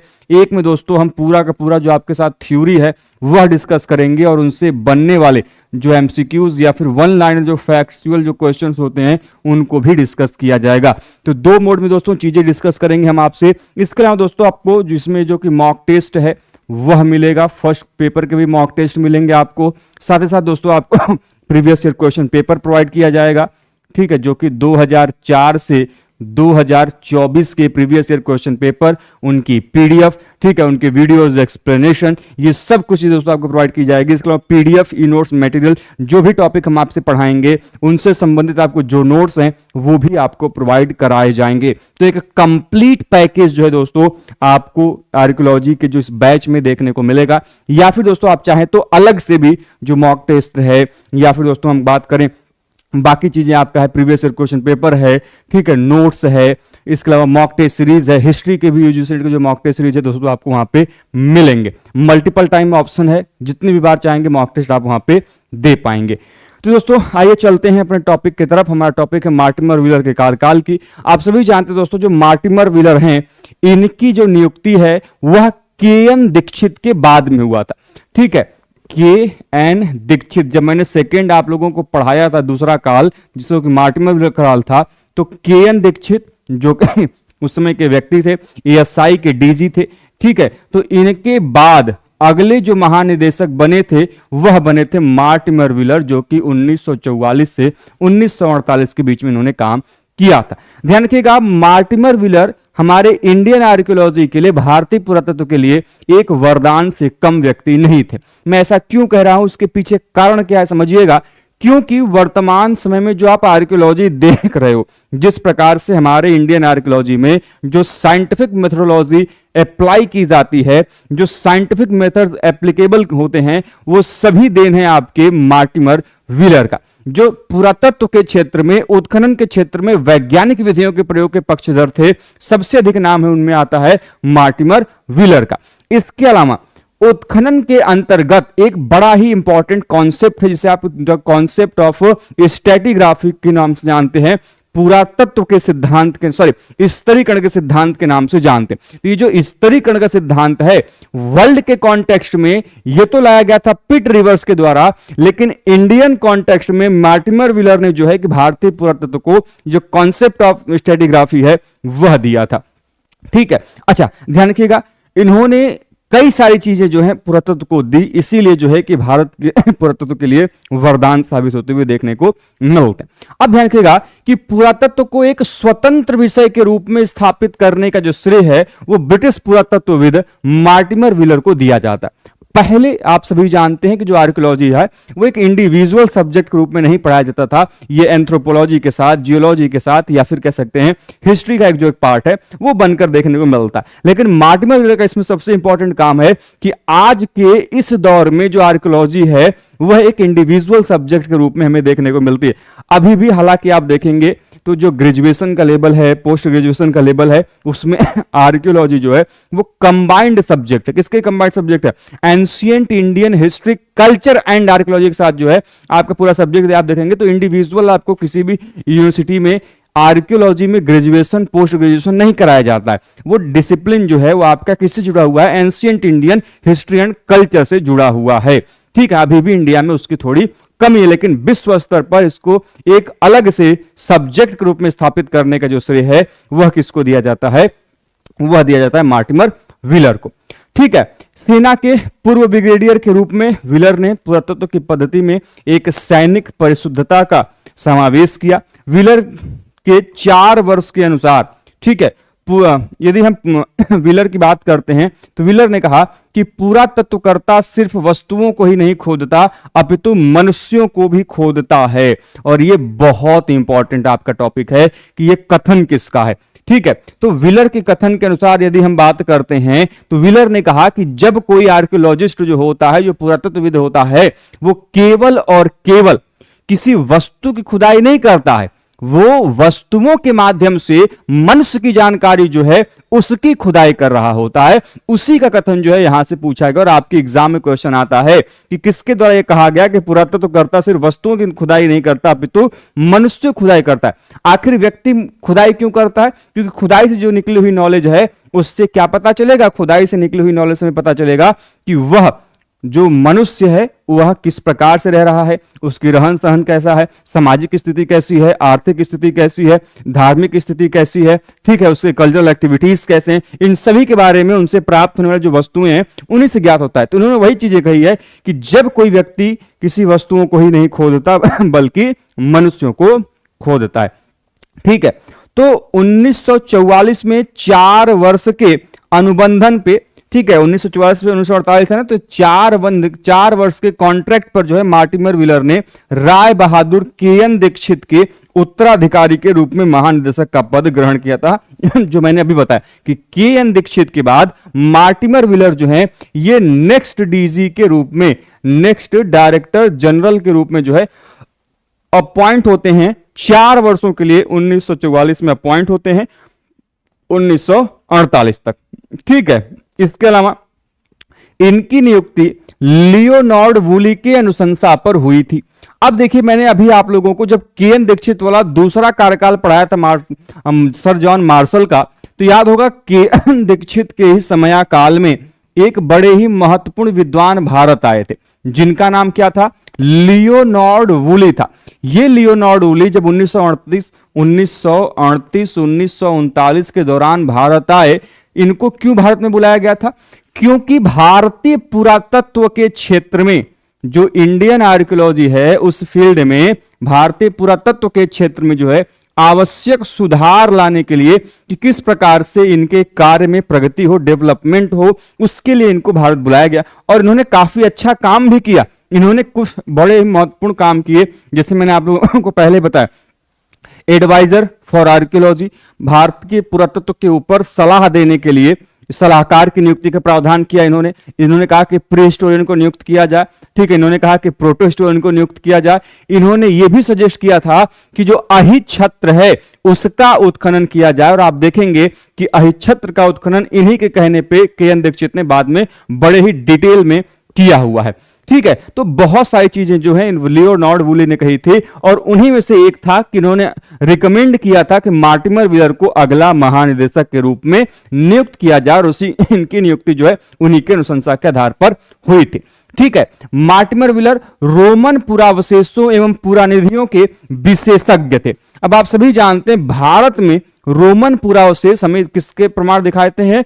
भारत और रोम के बीच के जो व्यापार हैं, इंडो रोमन जो ट्रेड है, उसके बारे में जानकारी देते हैं। एक बात हमेशा ध्यान रखिएगा, जब कोई विदेशी वस्तु की संख्या हमारे भारतीय क्षेत्रों में किसी पुरातत्व से प्राप्त होती है, तो इसका सीधा सा डायरेक्ट इसका मतलब यह होता है कि वह क्षेत्र प्रत्यक्ष या फिर अप्रत्यक्ष तौर पे व्यापार और वाणिज्य के संदर्भ में एक दूसरे से जुड़े हुए हैं। आप देखते हैं किस प्रकार से सिंधु घाटी सभ्यता का जो कई सारे पुरास्थल हैं, आपने खासकर लोथल देखा होगा कि किस प्रकार से जो आपके बाहरी सभ्यताओं के जो पुरावशेष हैं वो हमें सिंधु घाटी सभ्यता के पुरास्थलों से प्राप्त हो रहे हैं, और सिंधु घाटी सभ्यता के जो आपके पुरावशेष हैं वो बाहरी स्थलों से प्राप्त हो रहे हैं। इससे स्पष्ट होता है कि सिंधु घाटी सभ्यता के लोग उस समय व्यापार के माध्यम से वस्तुओं का आदान प्रदान करते थे।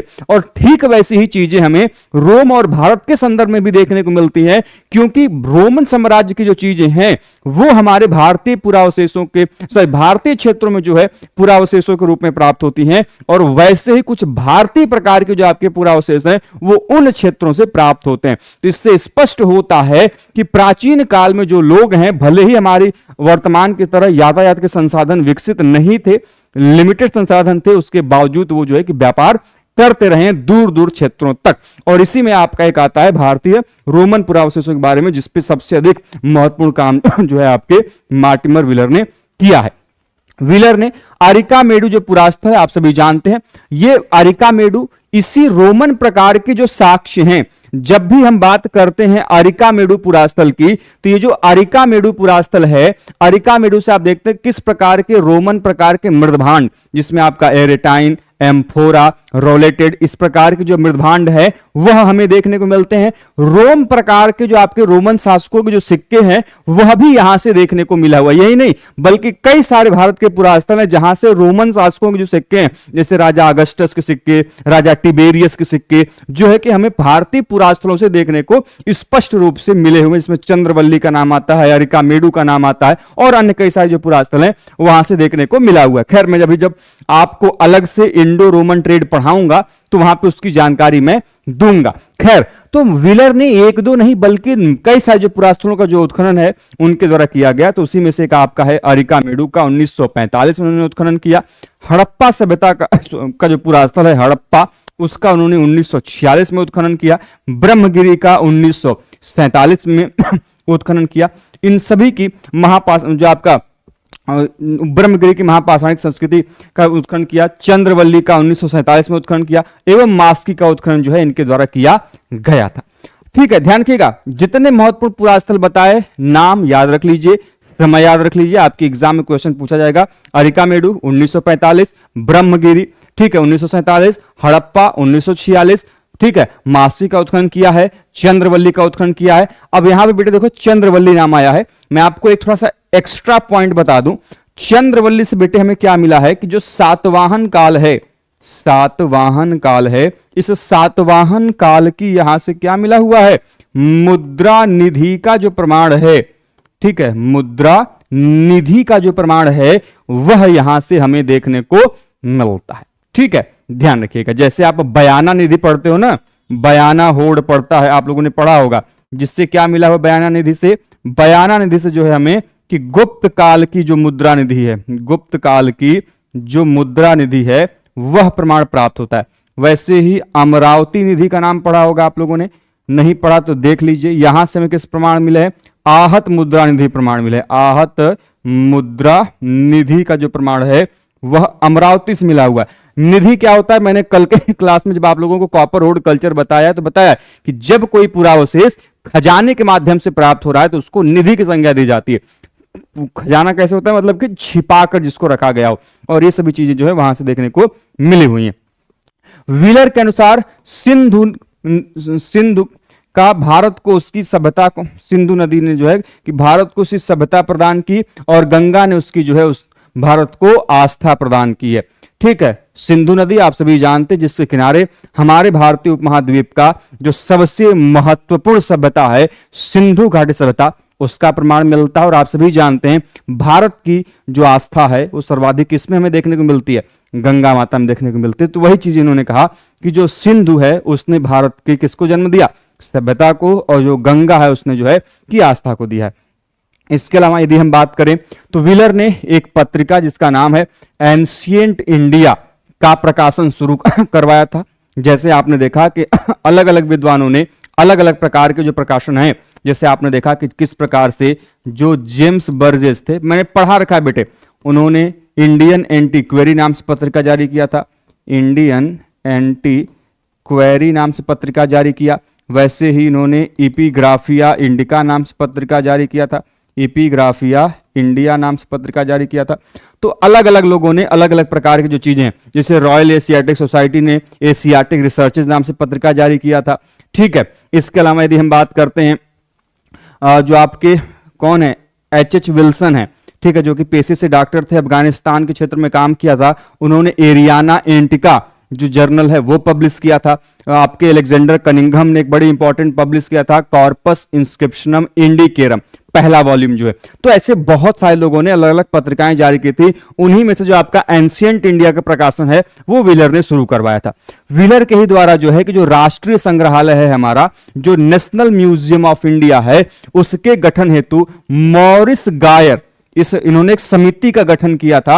उसकी अध्यक्षता में, किसकी अध्यक्षता में? मॉरिस गायर की अध्यक्षता में एक समिति का गठन करवाया था। और इसी समिति के रिपोर्ट के आधार पर आप देखेंगे कि उनके आने वाले जो उत्तराधिकारी हैं, ठीक है, कौन है आने वाले उत्तराधिकारी? आपके एनपी चक्रवर्ती के काल में 15 अगस्त 1949 को राष्ट्रीय संग्रहालय की स्थापना की गई। तो इस नेशनल म्यूजियम के, भारतीय संग्रहालय के, जो राष्ट्रीय संग्रहालय, उसकी स्थापना का जो श्रेय दिया जाता है मार्टिमर व्हीलर को दिया जाता है, क्योंकि इन्होंने एक व्यक्ति जिनका नाम है मॉरिस गायर, उनकी अध्यक्षता में एक कमेटी का गठन किया, और इस कमेटी ने जो रिपोर्ट दी, उस रिपोर्ट के आधार पे 15 अगस्त 1949 को जो भारतीय राष्ट्रीय संग्रहालय है उसका स्थापना किया गया। अब यहां से क्वेश्चन आपके एग्जाम में दिमाग में उठना चाहिए, और आपके एग्जाम में आता भी है। मैंने अभी टाइमलाइन क्या बताई बेटे? मार्टिमर का टाइमलाइन बताया 1944 से 1948। अब आपके एग्जाम में क्वेश्चन आता है। क्वेश्चन क्या आता है कि जब 1947 में भारत स्वतंत्र हुआ तो उस समय भारत का एएसआई का डीजी कौन था, महानिदेशक कौन था? तो जब भारत ने 15 अगस्त 1947 को स्वतंत्रता प्राप्त की तो वह थे मार्टिमर व्हीलर। मार्टिमर उस समय तत्कालीन एएसआई के डीजी के रूप में जो है कार्य करते हुए हमें देखने को मिलते हैं। वहीं पे क्वेश्चन आपके एग्जाम में यह भी पूछा जा सकता है कि भारत जब गणतंत्र हुआ, ठीक है, भारत जब गणतंत्र हुआ तो उस समय जो है कौन थे? तो वह थे आपके एनपी चक्रवर्ती। ठीक है, ध्यान रखिएगा। एक मिनट, नहीं भाई, 1948 में बने, 1950 में माधव स्वरूप वत्स बने थे। एक बार आप लोग उसको देख लीजिएगा। मुझे जहां तक ध्यान में आ रहा है एनपी चक्रवर्ती थे, फरवरी कितने में जाकर आपके ये माधव स्वरूप वत्स बने थे। एक बार मुझे थोड़ा सा क्रॉस वेरीफाई कर लीजिएगा। ठीक है, तो 1948 में एनपी चक्रवर्ती तथा 1950 में माधव स्वरूप वत्स जो है यह अगले महानिदेशक बने। 1951 में संसद ने प्राचीन और ऐतिहासिक स्मारक तथा पुरास्थल एवं ध्वंसावशेष अधिनियम पारित किया। ये बड़ा इंपॉर्टेंट आपके एग्जाम में क्वेश्चन पूछा जाता है। जैसे मैंने आप लोगों को बताया था कि अलेक्जेंडर कनिंघम के शासनकाल में किस प्रकार से जो है कि पुरानिधि निखात अधिनियम, ट्रेजर ट्रोव एक्ट पास किया गया था, ठीक है, 1878 के आसपास में। वैसे ही 1904 में सर जॉन मार्शल के शासनकाल में कैसे प्राचीन जो आपके पुरावस्तु स्मारक संरक्षण अधिनियम है वह लाया गया था। और वैसे ही मार्टिन के शासनकाल में आपके माधव स्वरूप वत्स के शासनकाल में आप देख रहे हैं कि 1951 में कैसे एक बड़ा इंपॉर्टेंट एक्ट लाया गया जिसका नाम प्राचीन और ऐतिहासिक स्मारक तथा पुरावशेष एवं ध्वंसावशेष अधिनियम जो है उस एक्ट को पास किया गया। 1958 में इस एक्ट को और इसको व्यापक करते हुए प्राचीन स्मारक तथा ध्वंसावशेष अधिनियम पारित किया गया। और 1953 में अमलानंद घोष और 1968 में ब्रिजवासी लाल, ध्यान रखिएगा इनका नाम बी लाल है बेटे, बहुत फेमस ये आपके आर्कियोलॉजिस्ट हैं। बीबी लाल ने काफी महत्वपूर्ण काम किए हैं अपने शासनकाल के अंतर्गत। क्रोनोलॉजी हमेशा से डीजी की जितने भी रहे हैं एसआई की उनको आपको ध्यान में रखना है शुरू से लेके। एलेक्जेंडर कनिंघम प्रथम डीजी हैं, जेम्स बर्जेस आ रहे हैं, जेम्स बर्जेस के बाद फिर कैसे आपके जॉन मार्शल आ रहे हैं, फिर अन्य व्यक्तियों का जो जुड़ाव है वह कैसे होता जा रहा है, यह आपको अच्छे से क्रोनोलॉजी के पॉइंट ऑफ व्यू से ध्यान में रखना है, क्योंकि क्वेश्चन आपके एग्जाम में इन क्रोनोलॉजी से लगातार पूछे जाते रहे कि कौन पहले आया कौन बाद में आया, या फिर देगा कि निम्नलिखित में से किसी एक का गलत आपका ऑप्शन दिया होगा उसका चुनाव कीजिए। तो ऐसे में आपको क्रोनोलॉजी याद में होनी चाहिए। तो माधव स्वरूप वत्स 1950 में बन रहे हैं, माधव स्वरूप वत्स के बाद 1953 में अमलानंद घोष हैं, फिर आपके ब्रिजवासी लाल हैं, बीबी लाल। इन्होंने भारत में बड़े ही महत्वपूर्ण काम किया है। मैंने बार बार बताया है कि इनको जो है कि भारत का क्या कहा जाता है, हेनरिक स्लीमेन कहा जाता है। क्या कहा जाता है, हेनरिक स्लीमेन की जो संज्ञा है इन बीबी लाल को दिया जाता है। क्यों कहा जाता है इनको भारत का हेनरिक स्लीमेन, मैंने बार बार कहा है क्योंकि इन्होंने दो बड़े महत्वपूर्ण धार्मिक ग्रंथ, एक रामायण और दूसरा जो है कि महाभारत के आधार पे जो पुरास्थलों की खोज और सर्वेक्षण का काम है ये बीबी लाल ने किया था। आपने नाम सुना होगा श्रृंगवेरपुर का, भारद्वाज आश्रम का, छत्र का, हस्तिनापुर का, इंद्रप्रस्थ का, लालनगर किले का, ये सभी का नाम आप सभी ने सुना होगा। और इन सभी पे जो काम है आपके बीबी लाल का है। तो जो आपके रामायण से संबंधित और महाभारत से संबंधित पुरास्थलों की खोज का श्रेय दिया जाता है वह आपको किसको दिया जाता है, बीबी लाल को दिया जाता है।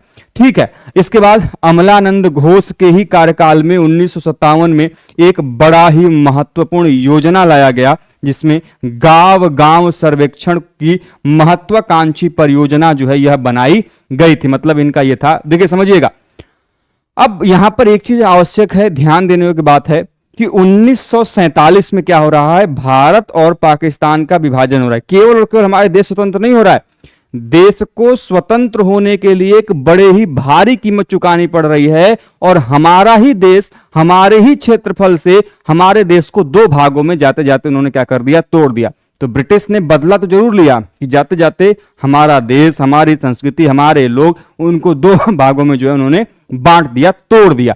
ऐसे में जो सबसे बड़ा घाटा था आर्कियोलॉजी के पॉइंट ऑफ व्यू से, इतिहास के दृष्टिकोण से, कि सिंधु घाटी सभ्यता जो उस समय भारत की, जो पूरा कंप्लीट भारत था, जब पाकिस्तान और भारत विभाजित नहीं था, तो उस भारत की जो है कि सबसे बड़ी विशेषता क्या हुआ करती थी, सिंधु घाटी सभ्यता हुआ करती थी। लेकिन जब पाकिस्तान का और भारत का विभाजन हुआ तो जो मुख्यतः पुरास्थल थे इस सभ्यता के, वो किधर चले गए, भौगोलिक दृष्टिकोण से वो चले गए पाकिस्तान में। आप हड़प्पा देख लीजिए, आप मोहनजोदाड़ो देख लीजिए, जितने प्रमुख नगर थे वो सभी आपके पाकिस्तान के भौगोलिक सीमा में चले गए। तो अब भारतीय जो एएसआई थी, आर्कियोलॉजिकल सर्वे ऑफ इंडिया थी, उसने एक नए सिरे से जो है काम करना शुरू किया इस दृष्टिकोण से कि हमारे भारत में भी जो है कि क्या होगा, हमारे भारत में भी जो है कि सिंधु घाटी सभ्यता के जो पुरावशेष हैं या स्थल हैं वो जरूर प्राप्त होंगे। और जब ये मुहिम चलाई गई थी उसी का एक जो नाम है कि गांव गांव सर्वेक्षण, मतलब हम हर एक गांव में जाएंगे और हम ये पता लगाने की कोशिश करेंगे कि क्या यहां से कुछ हिस्टोरिकल इंपॉर्टेंट की जो चीजें हैं वो प्राप्त हो रही है कि नहीं हो रही हैं।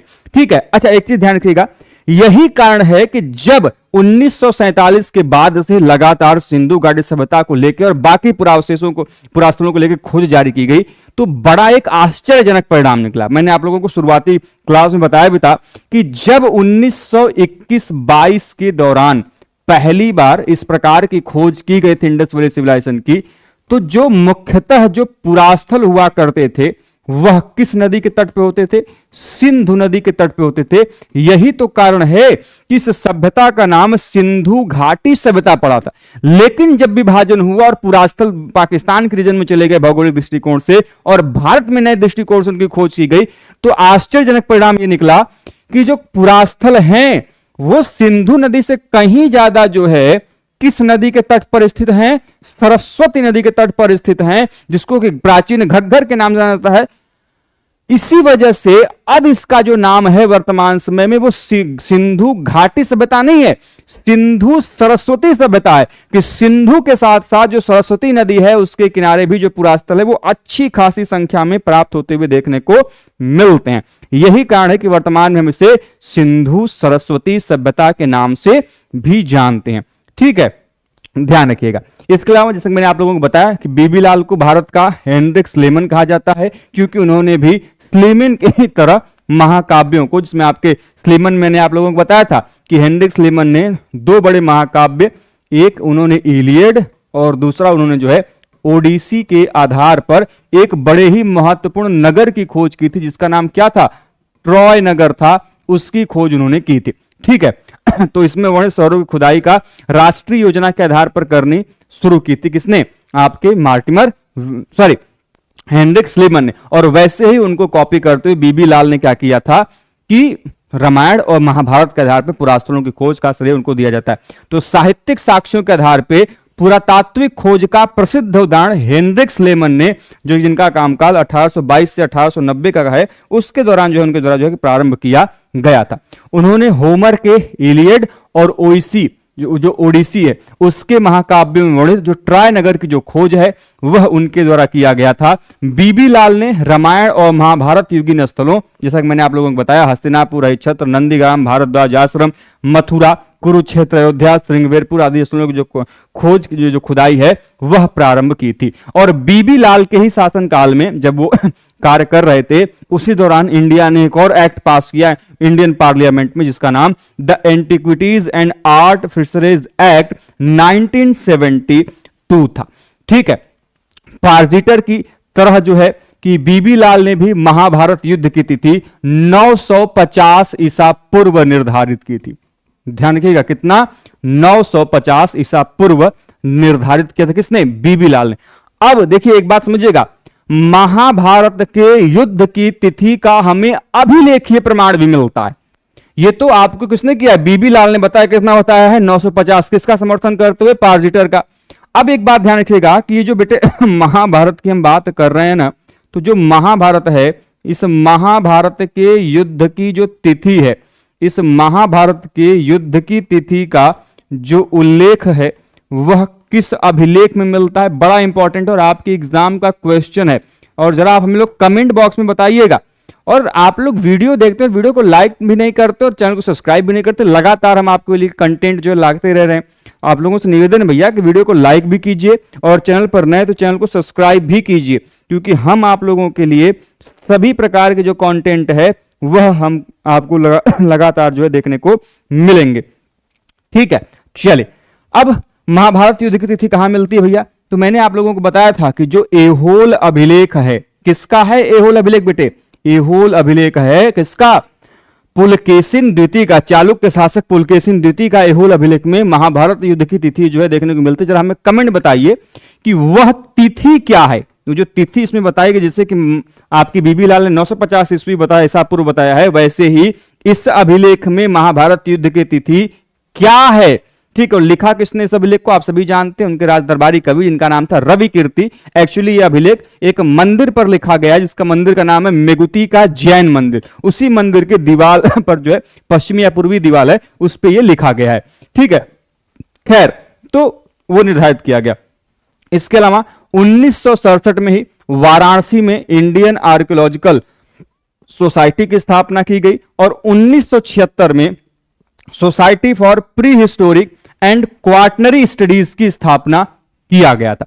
ठीक है, तो जो इंडियन आर्कियोलॉजिकल सोसाइटी था, इसने पुरातत्व के नाम से पत्रिका का संपादन किया था। किस नाम से? पुरातत्व के नाम से। और जो आपका society for historic and quaternary studies था, इसने जो पत्रिका, ये पत्रिका का नाम है पुरातत्व, जर्नल का नाम है, और इन्होंने जो किया था उसका नाम था मेन एंड इन्वायरमेंट के नाम से जो पत्रिका है वह संपादित किया था society for pre historic and quaternary studies ने। ठीक है, 1979 में बीबी लाल ने अपना पद छोड़ दिया और 1981 में देवला मित्रा जो है ये अगली महानिदेशक बनी और यह प्रथम महिला महानिदेशक थी। महानिदेशक के रूप में हमें देखने को मिलती है। He is the first female director general of ASI। कब? 1981 में। किसके बाद? बीबी लाल के बाद में जो है यह देखने को मिलती है। ठीक है, तो मैंने आप लोगों को जैसे कि बताया कुछ महत्वपूर्ण तथ्य किसके बारे में, आपके व्हीलर के बारे में, और कुछ अन्य जानकारियों के बारे में जिन्होंने कि भारतीय पुरातत्व में के विकास में बड़ा ही महत्वपूर्ण काम किया था। तो उसमें जैसे कि मैंने आप लोगों को बताया कि भारतीय उत्खननों में वैज्ञानिक विधियों को लाने का श्रेय मार्टिमर व्हीलर को जाता है। मैंने शुरुआत में ही बताया, भारतीय पुरातात्विक उत्खननों में सर्वप्रथम व्हीलर ने ही प्रथम वैज्ञानिक पुरातात्विक उत्खनन को, स्तर विन्यास को, ठीक है, स्ट्रेटिफिकेशन को और त्रिविमीय माप को, ठीक है, जो पालन है इनके द्वारा किया गया था। अब एक बात ध्यान रखिएगा, मैंने आप लोगों को पढ़ाते समय भी बेटे बताया है कि हमारा जो इंडियन आर्कियोलॉजी है इसमें स्तरों का निर्धारण काफी महत्वपूर्ण है, और स्तरों के निर्धारण के लिए जो स्तरीकरण का सिद्धांत है वो किसने दिया था? मार्टिमर व्हीलर ने। लेकिन व्हीलर के पूर्व, यदि हम व्हीलर के पूर्व स्तर का निर्धारण की बात करते हैं तो वह कैसे हुआ था? तो व्हीलर के पूर्व जो स्तरों का निर्धारण है वो समुद्र स्तर पर होता था, समुद्र स्तर पर होता था, और यह किसने किया था? सर जॉन मार्शल ने। सर जॉन मार्शल ने स्तरों का निर्धारण समुद्री स्तर के आधार पर किया था। ठीक है, और इन्होंने प्रथम ऐसे व्यक्ति थे जिन्होंने वैज्ञानिक पुरातत्विक उत्खनन, स्तर विन्यास के नियम, त्रिविमीय माप इत्यादि का जो पालन है उनके द्वारा किया गया था। A.E. डगलस आप सभी जानते हैं, हमारे इंडियन आर्कियोलॉजी या फिर वर्ल्ड आर्कियोलॉजी में कोई भी पुरावशेष कितना पुराना है, 5000, 10,000 साल, 20,000, लाख वर्ष पुराना है, उसकी डेटिंग को ज्ञात करने के लिए कई सारी डेटिंग मेथोडोलॉजी है। आपकी तिथि विधियां हैं जिनको हम लोग एब्सोल्यूट डेटिंग मेथड और रिलेटिव डेटिंग मेथड के रूप में जानते हैं, सापेक्ष तिथि विधि और निरपेक्ष तिथि विधि के नाम से जानते हैं। ऐसे में कई सारी तिथि विधियां आपने पढ़ी होंगी, C14 डेटिंग, ठीक है, कार्बन 14 डेटिंग आप उसको बोलते हैं, पोटेशियम आर्गन डेटिंग आपने पढ़ा होगा, आपने डेंड्रोक्रोनोलॉजी पढ़ा होगा, आपने क्या कहते हैं फिशन ट्रैक मेथड पढ़ा होगा, थर्मोलेमेंसिस डेटिंग पढ़ी होगी।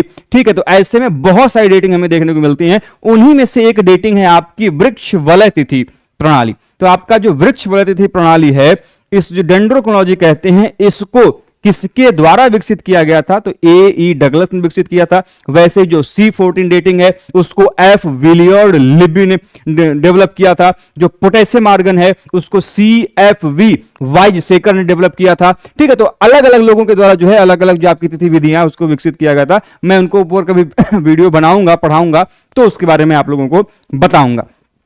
पुरातत्व के क्षेत्र में हवाई छायांकन विधि का, एरियल जो फोटोग्राफी इत्यादि का है, सर्वप्रथम प्रयोग करने वाले व्यक्ति ओजियस क्रॉफोर्ड थे। कौन थे? ओजियस क्रॉफोर्ड के द्वारा जो सबसे पहली बार ये उपयोग में लाया गया था। यूरेनियम डेटिंग के जनक जो है वो क्यूरी माने जाते हैं। कार्बन डेटिंग के जनक नोबेल पुरस्कार विजेता विलियर्ड लिबी माना जाता है। लिबी ने 1949 में इस विधि का आविष्कार किया था और 1951 में इसका पहला प्रयोग किया था। S.R. राव को भारत में जो जलीय पुरातत्व है इसका अग्रणी कहा जाता है। मैंने आप लोगों को पढ़ाते समय बताया भी था कि जब हम इंडियन मरीन आर्कियोलॉजी की बात करते हैं तो जो इंडियन मरीन आर्कियोलॉजी है उसमें जो सबसे महत्वपूर्ण काम है वह माना जाता है S.R. राव का, जिन्होंने लोथल के क्षेत्र में, द्वारका के क्षेत्र में जो है काफी महत्वपूर्ण काम किया है। इसके अलावा S. कठिरोली को भी जो है कि वाटर आर्कियोलॉजी का जो उनका जो अध्ययन है वो अपने आप में महत्वपूर्ण है। भारत में S.R. राव ने गुजरात के क्षेत्र में की गहराइयों में स्थित एक स्थल की खोज की जिसे वे प्राचीन द्वारका का नगर मानते हैं। आप सभी ने देखा होगा अभी हाल ही में कुछ वर्षों पहले मोदी जी ने स्विम सूट पहन के या फिर जो भी चीजें कह लें पहन के आप वो नीचे गए थे और उन्होंने एक नगर की पूजा की अर्चना की थी, जाकर देखा था और भगवान कृष्ण की द्वारका नगरी को उन्होंने बताया था। तो उसी की जो खोज है वो आपके एस.आर. राव ने किया है। ठीक है, इसके अलावा कर्नल मीडोज टेलर का नाम आप सभी ने सुना होगा। यदि आप लोगों ने मेगालिथिक पीरियड को पढ़ा होगा कभी, जो महापाषाणकालीन संस्कृति है उस पर जो काम है वो आपके कर्नल मीडोज टेलर का में देखने को मिलता है। इन्होंने दक्षिण भारत की महापाषाणिक समाधियों मेगालिथिक बरियल का जो है उत्खननकर्ता के रूप में जो है इनको स्वीकार किया जाता है। तो दोस्तों ये हम लोगों ने जो है कि बड़े ही अच्छे तरीके से तीनों टॉपिक को डिस्कस किया, फर्स्ट एज को, सेकेंड फेज को और थर्ड फेज को, कनिंघम एरा को, व्हीलर एरा को और मार्शल एरा को जो है तीनों को बड़े ही डिटेल में हम लोगों ने डिस्कस किया। तो उम्मीद करते हैं आप लोगों को जानकारी अच्छी लगी होगी। और यदि दोस्तों आप हमारा बैच जो पेड बैच है दोस्तों वो ज्वाइन करना चाहते हैं, वहां पे क्लासेस दोस्तों बाइलिंगुअल में चलती हैं, इंग्लिश और हिंदी दोनों में क्लासेस होती है दोस्तों। ऐसे में दोस्तों यदि आप उस कोर्स को ज्वाइन करना चाहते हैं तो हमारे जो ऐप है प्ले स्टोर से आप उसे जरूर डाउनलोड करें। डाउनलोड जो हमारा ऐप है वहां से आप उसको कोर्सेज के सेक्शन में, डॉक्यूमेंट्स के सेक्शन में, टेस्ट सीरीज सेक्शन में सभी चीजें जो है दोस्तों आपको वहां पे प्रोवाइड की जाएंगी। और यदि आप चाहें तो इससे हमारे वेब के थ्रू भी दोस्तों एक्सेस कर सकते हैं। रुद्र एजुकेशन हब appx.co.in हमारा वेब पोर्टल है दोस्तों, इससे भी जाकर आप पीसी से इसको एक्सेस कर पाएंगे। तो दोस्तों ये कुछ जानकारी रही तीसरे काल के बारे में। आपको वीडियो कैसा लगा दोस्तों आप में कमेंट बॉक्स के माध्यम से जरूर बताइएगा। आपका हर एक फीडबैक, आपका हर एक लाइक, आपका चैनल का किया गया कमेंट हमारे चैनल के लिए संजीवनी बूटी का काम करता है, क्योंकि आपके द्वारा किया गया एक एक कमेंट, एक एक लाइक चैनल को आगे ग्रो करने में सहायता प्रदान करता है। मैं निवेदन करूंगा कि आप अपना फीडबैक, अपना लाइक जरूर करें और मिलते रहें दोस्तों ऐसे ही वीडियोस के साथ नेक्स्ट वीडियो में। तब तक के लिए दोस्तों आप स्वस्थ रहें, मस्त रहें। जय हिंद, जय भारत, हर हर महादेव।